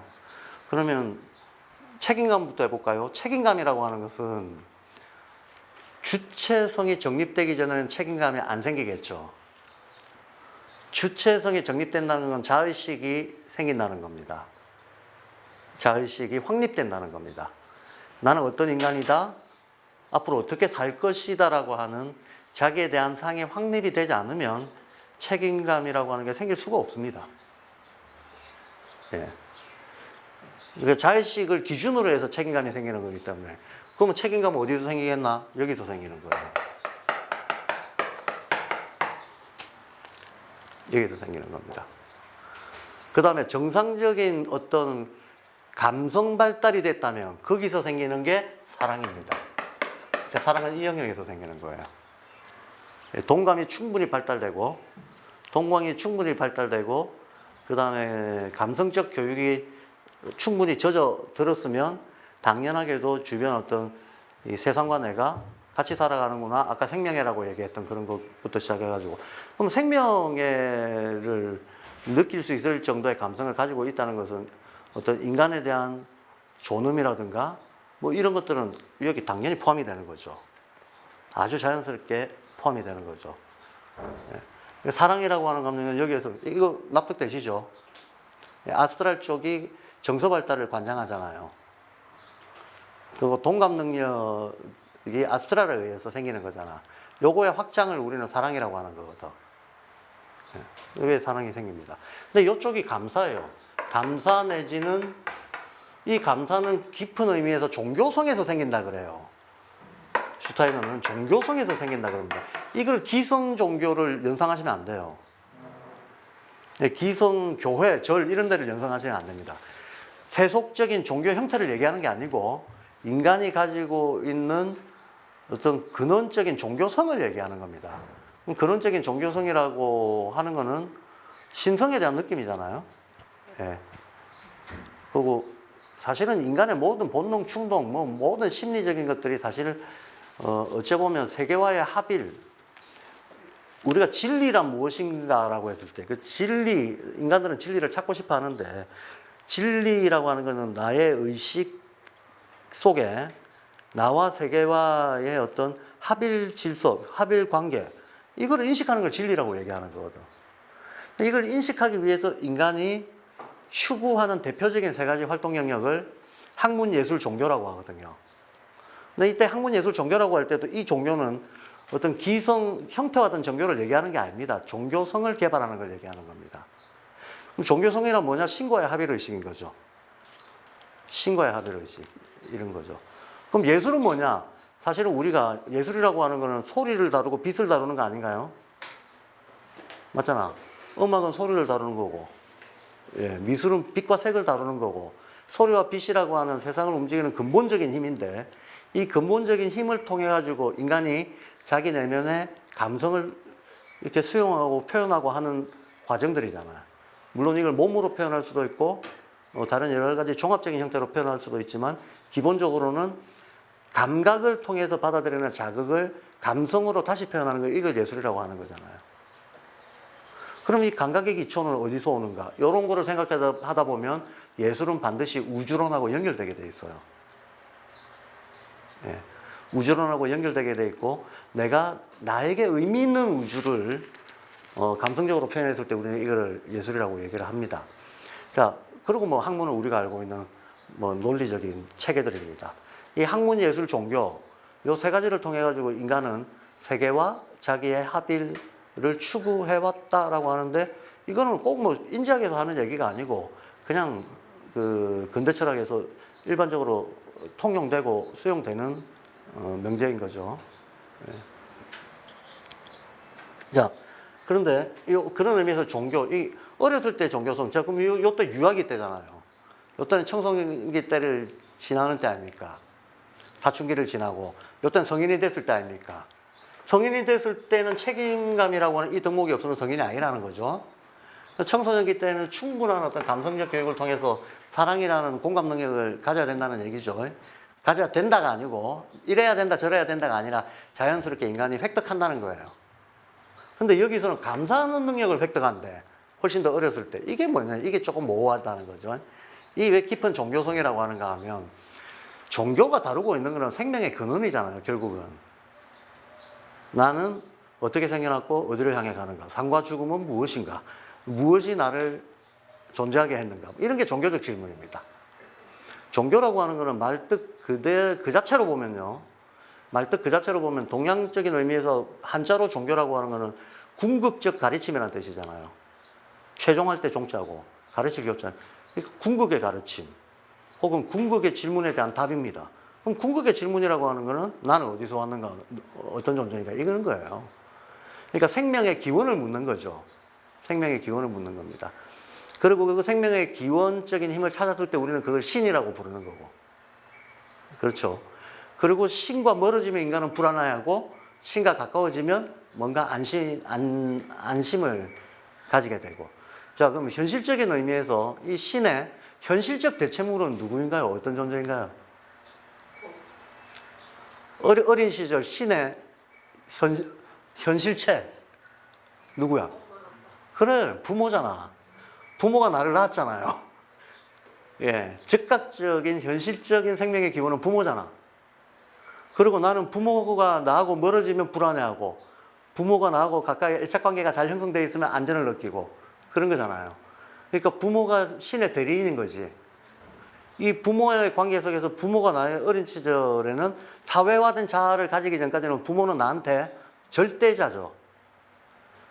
그 절대자기 때문에 이때의 교육 방식이라고 하는 것은 사실은 아직까지 논리가 형성이 안 돼 있을 때 교육 방식은 우리가 다 잘 알다시피 모방이죠. 모방을 시키라가 아니고 저절로 모방하게끔 돼 있는 거지. 누굴 모방합니까? 부모를 모방하지. 예. 그러면 아이는 논리적으로 표현하는 건 아니지만 아이한테 있어서 인간의 첫 시기에 인간 존재한테 있어서 신의 대리인, 신의 현실체는 부모란 말이야. 이 부모한테 느끼는 기본 감정, 자연스럽게 가지는 기본 감정은 이거라는 거예요. 나에게 생명을 주신 분. 예. 뭐, 여기 계신 분들은 별로 안 느꼈나 보죠? 그래서 부모의 관계에서 인간이 가질 수 있는 가장 자연스럽고 근원적인 감정이 감사하는 감정이라는 거다라고 슈타인은 얘기합니다. 정상적인 발달을 했다면 이런 감정들을 자연스럽게 가지고 나가게 된다. 가지고 성인이 되게 된다라고 합니다. 그러면서 여기서 중요한 얘기를 해요. 사춘기가 되고 나서 교육에서 되게 중요한 보일 수도 있고 안 보일 수도 있는 중요한 변수가 성교육이거든요. 성의식이 달라지고 성정체성이 달라지면서 오는 혼란들, 이거를 어떻게 접근할 건가 굉장히 중요하잖아요. 근데 이 발도르프 교육에서 가지고 있는 성교육에 대한 기본 원칙은 이렇습니다. 성욕이라고 하는 것은 이거의 한 형태다라는 거야. 성욕도 물론 사랑의 표현이지. 네, 성욕도 분명히 사랑의 표현이고 성욕이 병은 아니죠.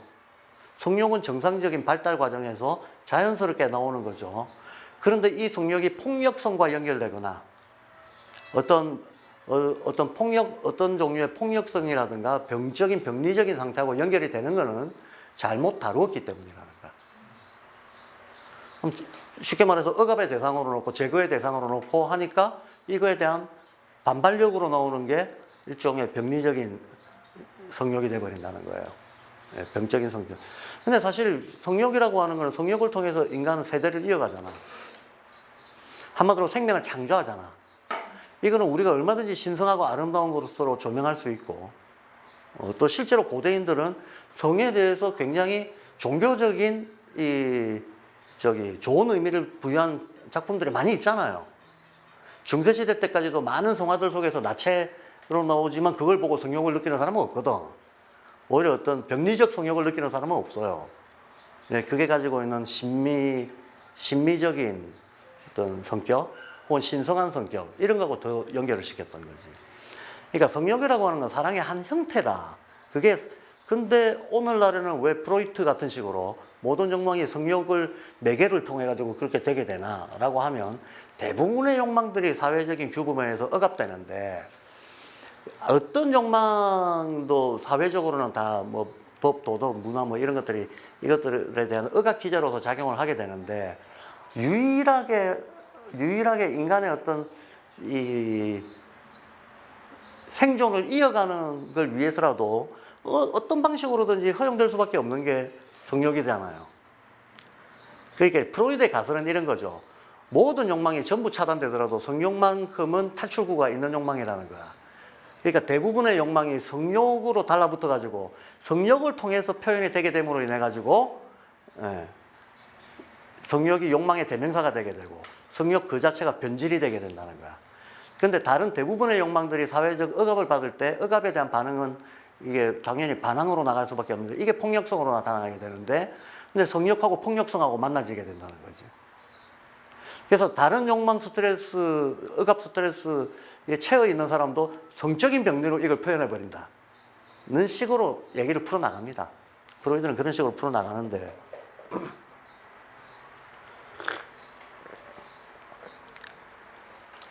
자, 슈타이너는 다시 슈타이너 버전으로 돌아와가지고 슈타이너는 사랑이라고 말하는 감정은 훨씬 더 포괄적인 감정이라는 거예요. 그리고 이 사랑이라고 하는 걸 배워가는 거에는 예가 전제가 되어 있고 예가 한마디로 덧붙여져야 비로소 이게 제대로 발휘가 된다는 거야. 그래서 이런 거와 어우러져 가지고 정상적인 인성 발달의 한 과정으로서 사랑이라는 감정을 키워나가면 사실 사랑은 성욕만 놓고 보더라도 이건 생명 창조 과정인데 성욕을 통해서 어떤 자식을 놓고 인간의 세대를 이어가려고 하는 이 힘하고 인간이 어떤 창의적인 사고를 하는 힘하고 별개일까요? 창조성이라고 하는 거하고 창조성은 우리가 의식과 관념으로 새로운 걸 만들어내는 거잖아요. 근데 우리가 에테르 차원에서 생리 차원에서 새로운 생명을 창조하는 것은 성욕을 통해서잖아. 이 두 개의 힘이 과연 별개일까 하는 겁니다. 별개가 아니라는 거예요. 예, 힘의 차원에서는 이 두 개의 힘은 그대로 연결되어 있고 일맥상통해 있다.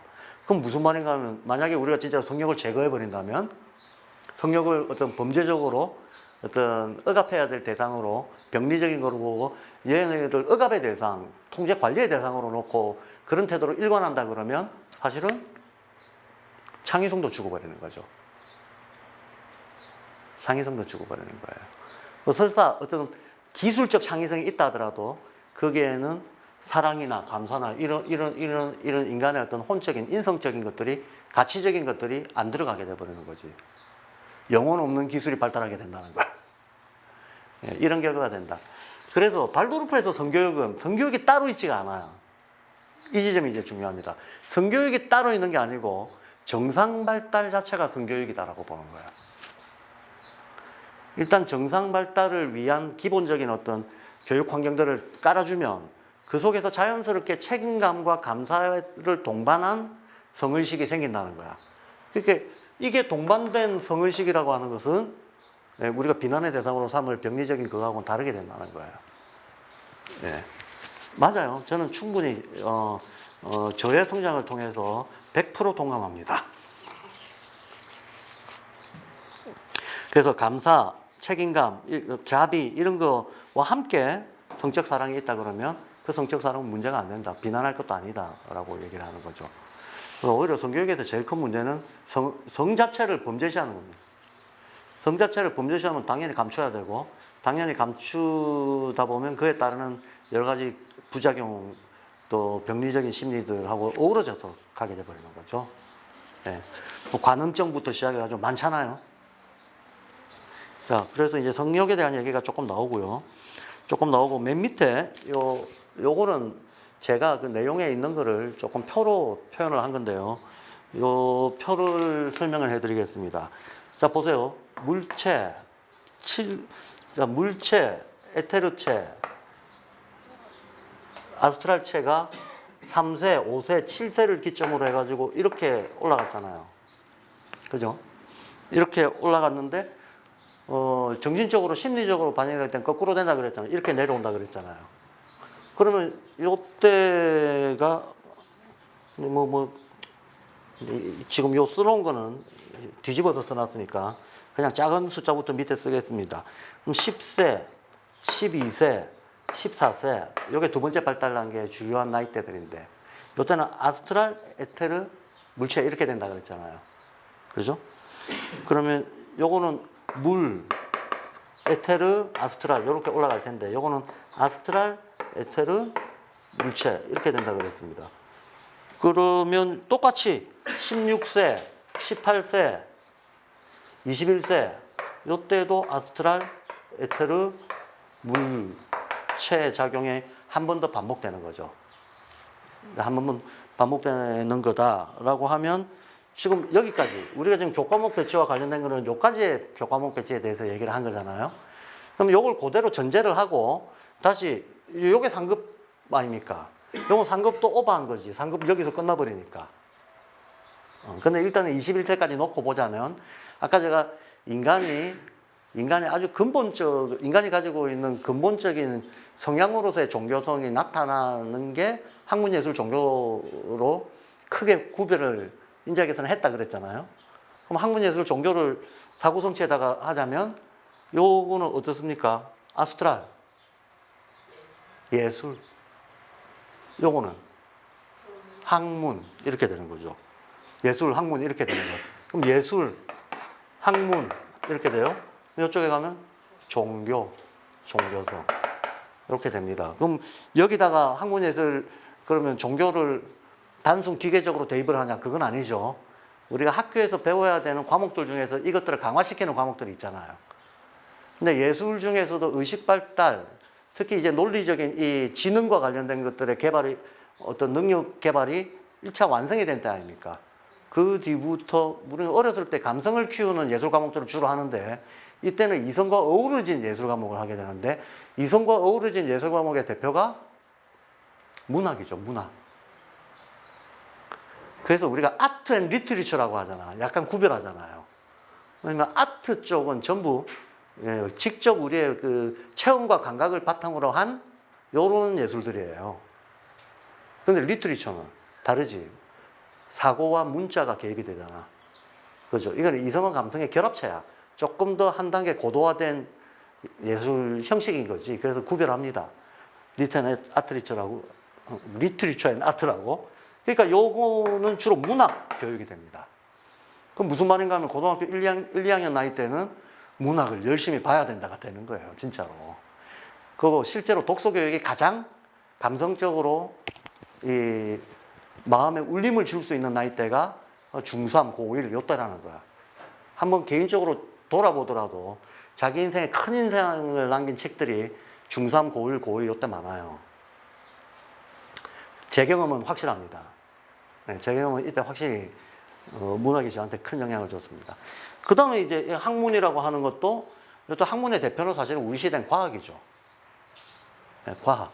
그래서 문학, 과학, 뭐 이런 식으로 이제 주요 과목을 배치를 하게 돼, 과학을 전면에 내세우라는 겁니다. 그럼 종교인데, 종교는 경전이죠. 종교는 특정 종교를 가리키라는 얘기가 아닙니다. 종교성을 품도록 가르치라는 얘기입니다. 근데 종교성을 품을 수 있게끔 한마디로 성현의 말씀이시. 성현의 말씀을 담고 있는 거는 무슨 경들이잖아. 경들이 많죠? 예. 성경도 있고, 예. 팔만대장경도 있고. 근데 경에 나오는 얘기들이 그야말로 영성에 대한 얘기들이거든요. 예를 들어서 한 가지만 얘기하자면, 반야신경에는 이런 말이 나오지 않습니까? 관세음보살, 행심반야 바라밀다시. 관세음보살께서 막힘이 없는 지혜를 수행을 하실 때 행심반야 바라밀다시 조견, 오옹, 개공 하시고 이러거든요. 조견, 오옹, 개공. 조견이라고 하는 건 비추어 봤다. 오온이라고 하는 게 우리의 5가지 감각이잖아요. 아니 비슬신, 아니 비슬신. 대표적인 물리적 감각이잖아요. 이 물리적 조견, 오온, 그것이 온이 쌓였다는 거거든요. 그럼 쌓이면 뭐가 되냐면 식이 돼요. 지식할 때 식이 되는 겁니다. 5가지 감각작용들이 누적적으로 쌓이면 인간의 의식에 그게 식으로 나타난다고. 그래서 눈으로 느낀 거 안식. 귀로 들어서 느낀 그 비식, 이식 이런 것들. 그럼 이것들이 종합하면 그게 뭐가 되냐? 의식이 되는 거예요. 그 의식에 질서가 들어가면 지식이 되는 거예요. 그러면 반야신경의 맨 첫 줄은 조견오온 개공입니다.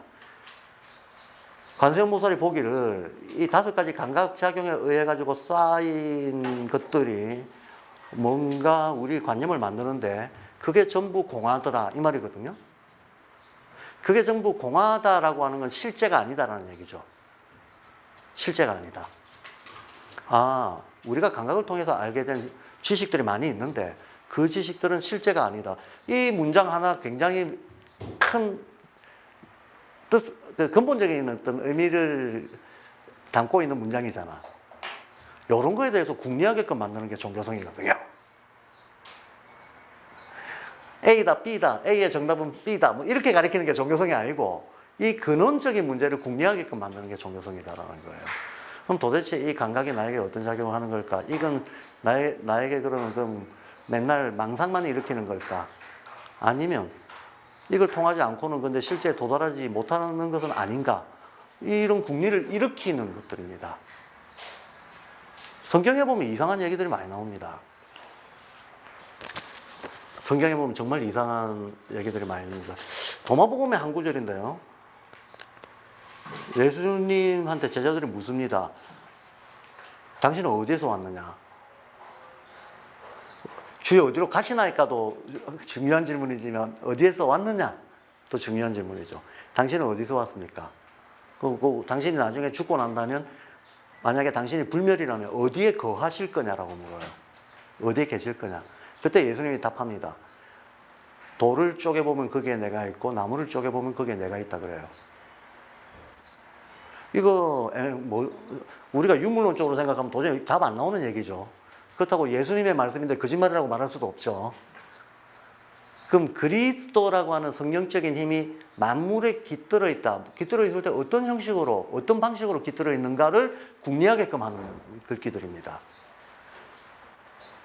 이거 정말로 진지하게 생각한다면 그 궁리가 인간이 할 수 있는 사유의 가장 어떤 최고급한 형태가 돼요. 그쪽으로 인간의 어떤 사고를 끌고 가는 힘을 가지고 있는 책들을 우리는 경이라고 하는 거예요. 이해가 되시죠? 그래서 저는 교육의 끝에는 경 가르쳐야 된다. 경을 봐야 된다. 경에 대한 어떤 한번 학습과 자기 것으로 만드는 과정을 거치지 않고는 어떤 인류가 추구해왔던 가치의 근본에 대해 가지고 사고할 큰 기회를 놓치는 거다라는 거예요. 그래서 저희 학교에서는 상급반 졸업하기 전까지 동서고금의 경전을 일단 다 한번 두루두루 거치도록 직접 궁리하고 경험하고 사유하도록 이렇게 커리큘럼을 당연히 짤 예정이고 짜놨습니다. 네, 그 얘기. 그래서 이제 상급반 커리의 어떤 그 설치 원리도 사구성체의 흐름에 입각해가지고 한다는 거예요. 이런 식으로. 그리고 이제 인간의 인성 발달도 무엇이 핵심 인성이냐라고 했을 때 그걸 자의적으로 하는 게 아니고 이렇게 한다는 거예요. 아주 자연스럽게 사구성체 전개에 따라서 사람이 가지게 되는 인성이 있다라고 보고 그걸 살려줘야 된다라고 보는 거죠.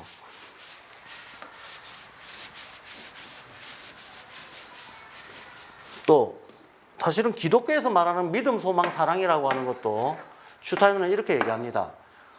믿음의 자리 여기다. 이번에는 사랑의 자리 여기다. 소망의 자리 여기다 라고 얘기합니다. 똑같은 사고성체에서 아까 사랑이 여기 있었는데 왜 여기 갔지? 이 사랑하고 좀 다르거든. 사랑이 굉장히 폭넓은 개념이죠. 사랑 넓게 보자면 일체의 공감 능력을 얘기하는 거고 좁게 보자면 생명을 탄생시키는 힘이라고도 얘기할 수 있죠. 사랑이 있어야만 뭐든지 창조가 돼. 사랑을 통해서만 뭔가 창조가 일어난다라는 거. 그럼 여기는 믿음이라는 게 이게 왜 믿음이 들어가 있을까? 사실은 에테르가 1차 발달하고 아스트랄 2차 발달하고 에테르 아스트랄이 서로 섞여야만 의식이 발달하잖아요. 지능이 됐건 뭐가 됐건. 그렇죠? 그러니까 우리는 믿음이 있기 전에 반드시 전제가 돼야 되는 것들이 있습니다. 이해. 우리는 보통 이해와 믿음을 상반된 거로 생각을 하지만 곰곰이 들여다보면 일말의 이해가 없다면 믿음은 생기지 않아요. 믿음이라고 하는 게 결국은 신뢰인데 신뢰 근거가 없이 믿으면 그건 맹신이잖아. 맹신은 망상이잖아요. 그러니까 망상 버전을 빼고 정상 버전으로 얘기한다면 믿음과 이해는 같이 가는 거다. 믿음과 이해는 같이 가는 거다. 그래서 아스트랄이 제대로 발달하지 않으면 어떤 신뢰에 대한 감성이 안 생긴다는 거야. 아스트랄의 정상 발달 속에서 또 에테르의 정상 발달 속에서 일종의 생명에 대한 창조력, 생명뿐만이 아니고 의식적으로도 어떤 창조력과 관련된 의미의 사랑의 근원적인 힘이 생긴다. 뭐 이렇게 얘기를 합니다. 그 다음 거꾸로 자아를 여기다 놓고 거꾸로 돌리는 겁니다. 이렇게 거꾸로 돌리는 겁니다. 자아의 의식 발달로. 그럼 자아가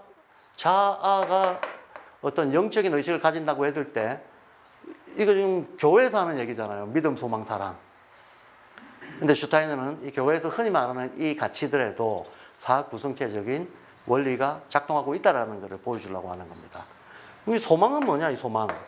이 소망은 뭐냐 하면 이 wish라고 하는 게 여러 가지 영어로 우리가 표현할 수 있는 그 동사들 중에서 I want도 있죠. desire도 있죠. I hope 이런 것도 있죠. 근데 그런 모든 I want, I hope, I desire라고 하는 거하고 wish하고 큰 차이가 있는 게 있어요. 뭘까요? wish는 에고의 보상이 없는 바람이에요. I want 어쩌고 저쩌고 하면 내 입장에서 어떤 걸 바라는 거예요. hope, want, desire 다 똑같은 것들입니다. 그리고 이건 내가 원하는 게 있기 때문에 원하는 게 있다는 것은 줄 것도 있고 거래가 이루어지는 것들이에요. 근데 I wish라고 하는 거는 쉽게 말해서 그런 정신적인 물질적인 그 보상과 거래가 없는 바람을 얘기하는 거예요. 그걸 소망이라고 합니다. 그래서 이게 우리 관용구 속에 들어와 있잖아요. I wish you Merry Christmas. I wish you Merry Christmas. 이건 그야말로 그냥 선의의 표현인 거지. 내가 쥐가 뭐 좋은 크리스마스를 가진다고 내가 뭘 득보려고 하는 게 전제가 돼 있지 않죠. 그래서 다릅니다. 자, 만약에 이게 영적인 의식의 발달 과정 속에서 생기는 어떤 감수성들이라고 한다 그러면 위로 갈수록 더 의식 수준이 높은 거겠죠. 그럼 이런 위시가 자기의 바람의 대부분이 된다는 것은 쉽게 말해서 아주 폐쇄적인 폐쇄 개별자로서의 이 에고 의식, 이기주의죠. 그걸 이기주의라고 하잖아. 이기적 에고가 없어졌다는 얘기잖아요. 이기적 에고가 없고, 그렇다고 해서 주체성이 없는 건 아니죠. 주체성은 살아있지만 어떤 계산거래 주체로서의 이기적 에고는 초월한 어떤 마음 상태가 됐을 때 이게 이제 자기한테 자연스러운 게 된다는 얘기를 하는 거예요. 그럴듯하죠. 예. 제가 이 말씀 드리는 이유는 아이들의 인성 발달이건 영적인 가치 발달이건 여기에도 전부 슈타이너는 일종의 사구성체적인 의미부여가 된다는 걸 보여주는 거예요. 예. 이게 임의로 막 이렇게 설정된 게 아니라는 거예요. 이런 가치들이. 예. 자, 거기까지 말씀을 드렸습니다. 그러면 우리가 자연스럽게 상급반에서 일종의 뭐라고 할까요? 교육의 목표랄까? 이거를 뭐로 잡아야 될 것인가? 아까 제가 상급반 과목 구성의 기본 어떤 사구성체를 적용한 원리 같은 건 잠깐 보여드렸고, 근데 그 과목 구성도 중요하지만 더 중요한 거는 결국은 아이들이 성인이 됐을 때 어떤 가치관과 정서를 가지고 세상에 나갈 건가 하는 이거잖아요. 그 대표적인 게 감사하는 마음, 사랑하는 마음, 책임감 이런 거다. 그리고 금방 얘기했듯이 그보다 더 고급한 어떤 세계에 대한 혹은 신성에 대한 믿음, 소망, 사랑 이런 거, 사랑, 소망 이런 걸 가지고 이제 성장 발달해 나가는 거를 제시하는 거죠. 예, 이게 교육이 가야 될 어떤 방향이다. 이거를 조금 더 우리가 현실적인 버전으로 얘기하자면 제가 다른 아카데미 자리에서 이 얘기를 한 적이 있는데 상급반에서 우리가 중심으로 삼아야 되는 가치가 뭐겠는가? 제가 그때 얘기할 때는 도덕성, 실용성을 말씀드렸어요. 도덕성, 실용성. 이것도 그냥 들을 때는 뭐 맥 없는 얘기 같지만 이런 의미입니다. 실제 도덕이라고 하는 거는 도덕성은 어떻게 생기나? 감각혼, 오성혼, 감각혼은 정서발달, 오성혼은 이성발달이라고 그랬죠. 그 위에 있는 게 의식혼이라고 했습니다. 그럼 의식혼은 이 두 개를 잘 종합하는 능력인데, 의식혼이 이성과 감성을 잘 종합하면 거기에서 나오는 어떤 특징적인 성격이 도덕성이거든요. 그러니까 도덕성은 세상에 대한 연민과 사랑이 없어도 도덕성이 안 생깁니다. 그런데 세계에 대한 제대로 된 판단력이 없어도 도덕성은 안 생깁니다. 그냥 내 기분 감정대로 좋은 걸로 상대를 대한다고 해서 도덕적이 되는 게 아니라는 거예요. 뭐 그거는 제가 다른 예를 안 들어도 충분히 어른들이 이해를 하고 있는 거고. 왜 옛날 우스갯소리가 생각이 나네. 어떤 할배가 저기 황혼 이혼하려고 법원에 갔대요. 그래가지고 이제 이혼 도장 찍기 직전에 이제 마지막이야 그러면서 이제 법원 앞에서 싸우다가 그래도 좀 뭔가 평생을 같이 살아왔는데 마지막이니까 한 번이라도 좀 좋은 거 해주자 이런 마음이 있었나 보지.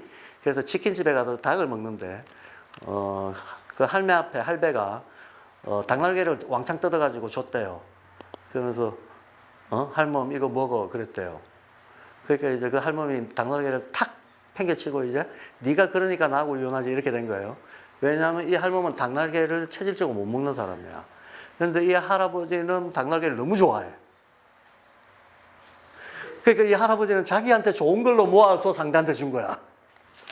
그런데 이 할머니는 네가 평생을 살고도 나한테 그렇게 관심이 없으니까 내가 닭날개 싫어하는 거 몰랐냐? 알고 몰랐으면 이제 바보고 알고 나한테 준다면 못된 거고 아니 또 이래 보나 저래 보나 하면 우리는 찢어져야겠다 이랬다는 거지. 그러니까 사람들은 자기 좋은 걸로 남한테 대하려고 하죠. 근데 문제는 내 좋은 게 남한테도 좋은 거일 수도 있고 아닐 수도 있죠. 이거에 대한 이성적인 판단 능력이 없으면 선의로 재앙을 만들어 버리죠. 내가 좋아하는 걸 니도 좋아해야 돼 이런 폭력이 돼 버리죠. 그래서 흔히 사랑한다는 게 나는 내가 좋은 걸로 최선을 다해줬는데 저 사람한테는 억지 간섭이나 폭력이나 구속이 돼버리는 경우 많잖아요. 그러니까 판단력 없어도 도덕성은 안 생기고 애초에 어떤 연민이 없어도 도덕성은 안 생기고 이 두 개가 정말 조화가 돼야 도덕성이 생긴다는 거예요. 도덕성은 사실은 사고성체 종합에서만 나올 수 있는 겁니다. 동양적인 의미에서 보자면 이 도라고 하는 것은 하늘에서 땅으로 내려오는 질서, 세계를 만드는 질서를 만드는 힘, 이걸 도라고 합니다. 흔히들 우리가 자연이 가는 길 이렇게 직역하잖아요. 그 자연이 가는 길이 어디서 오는데?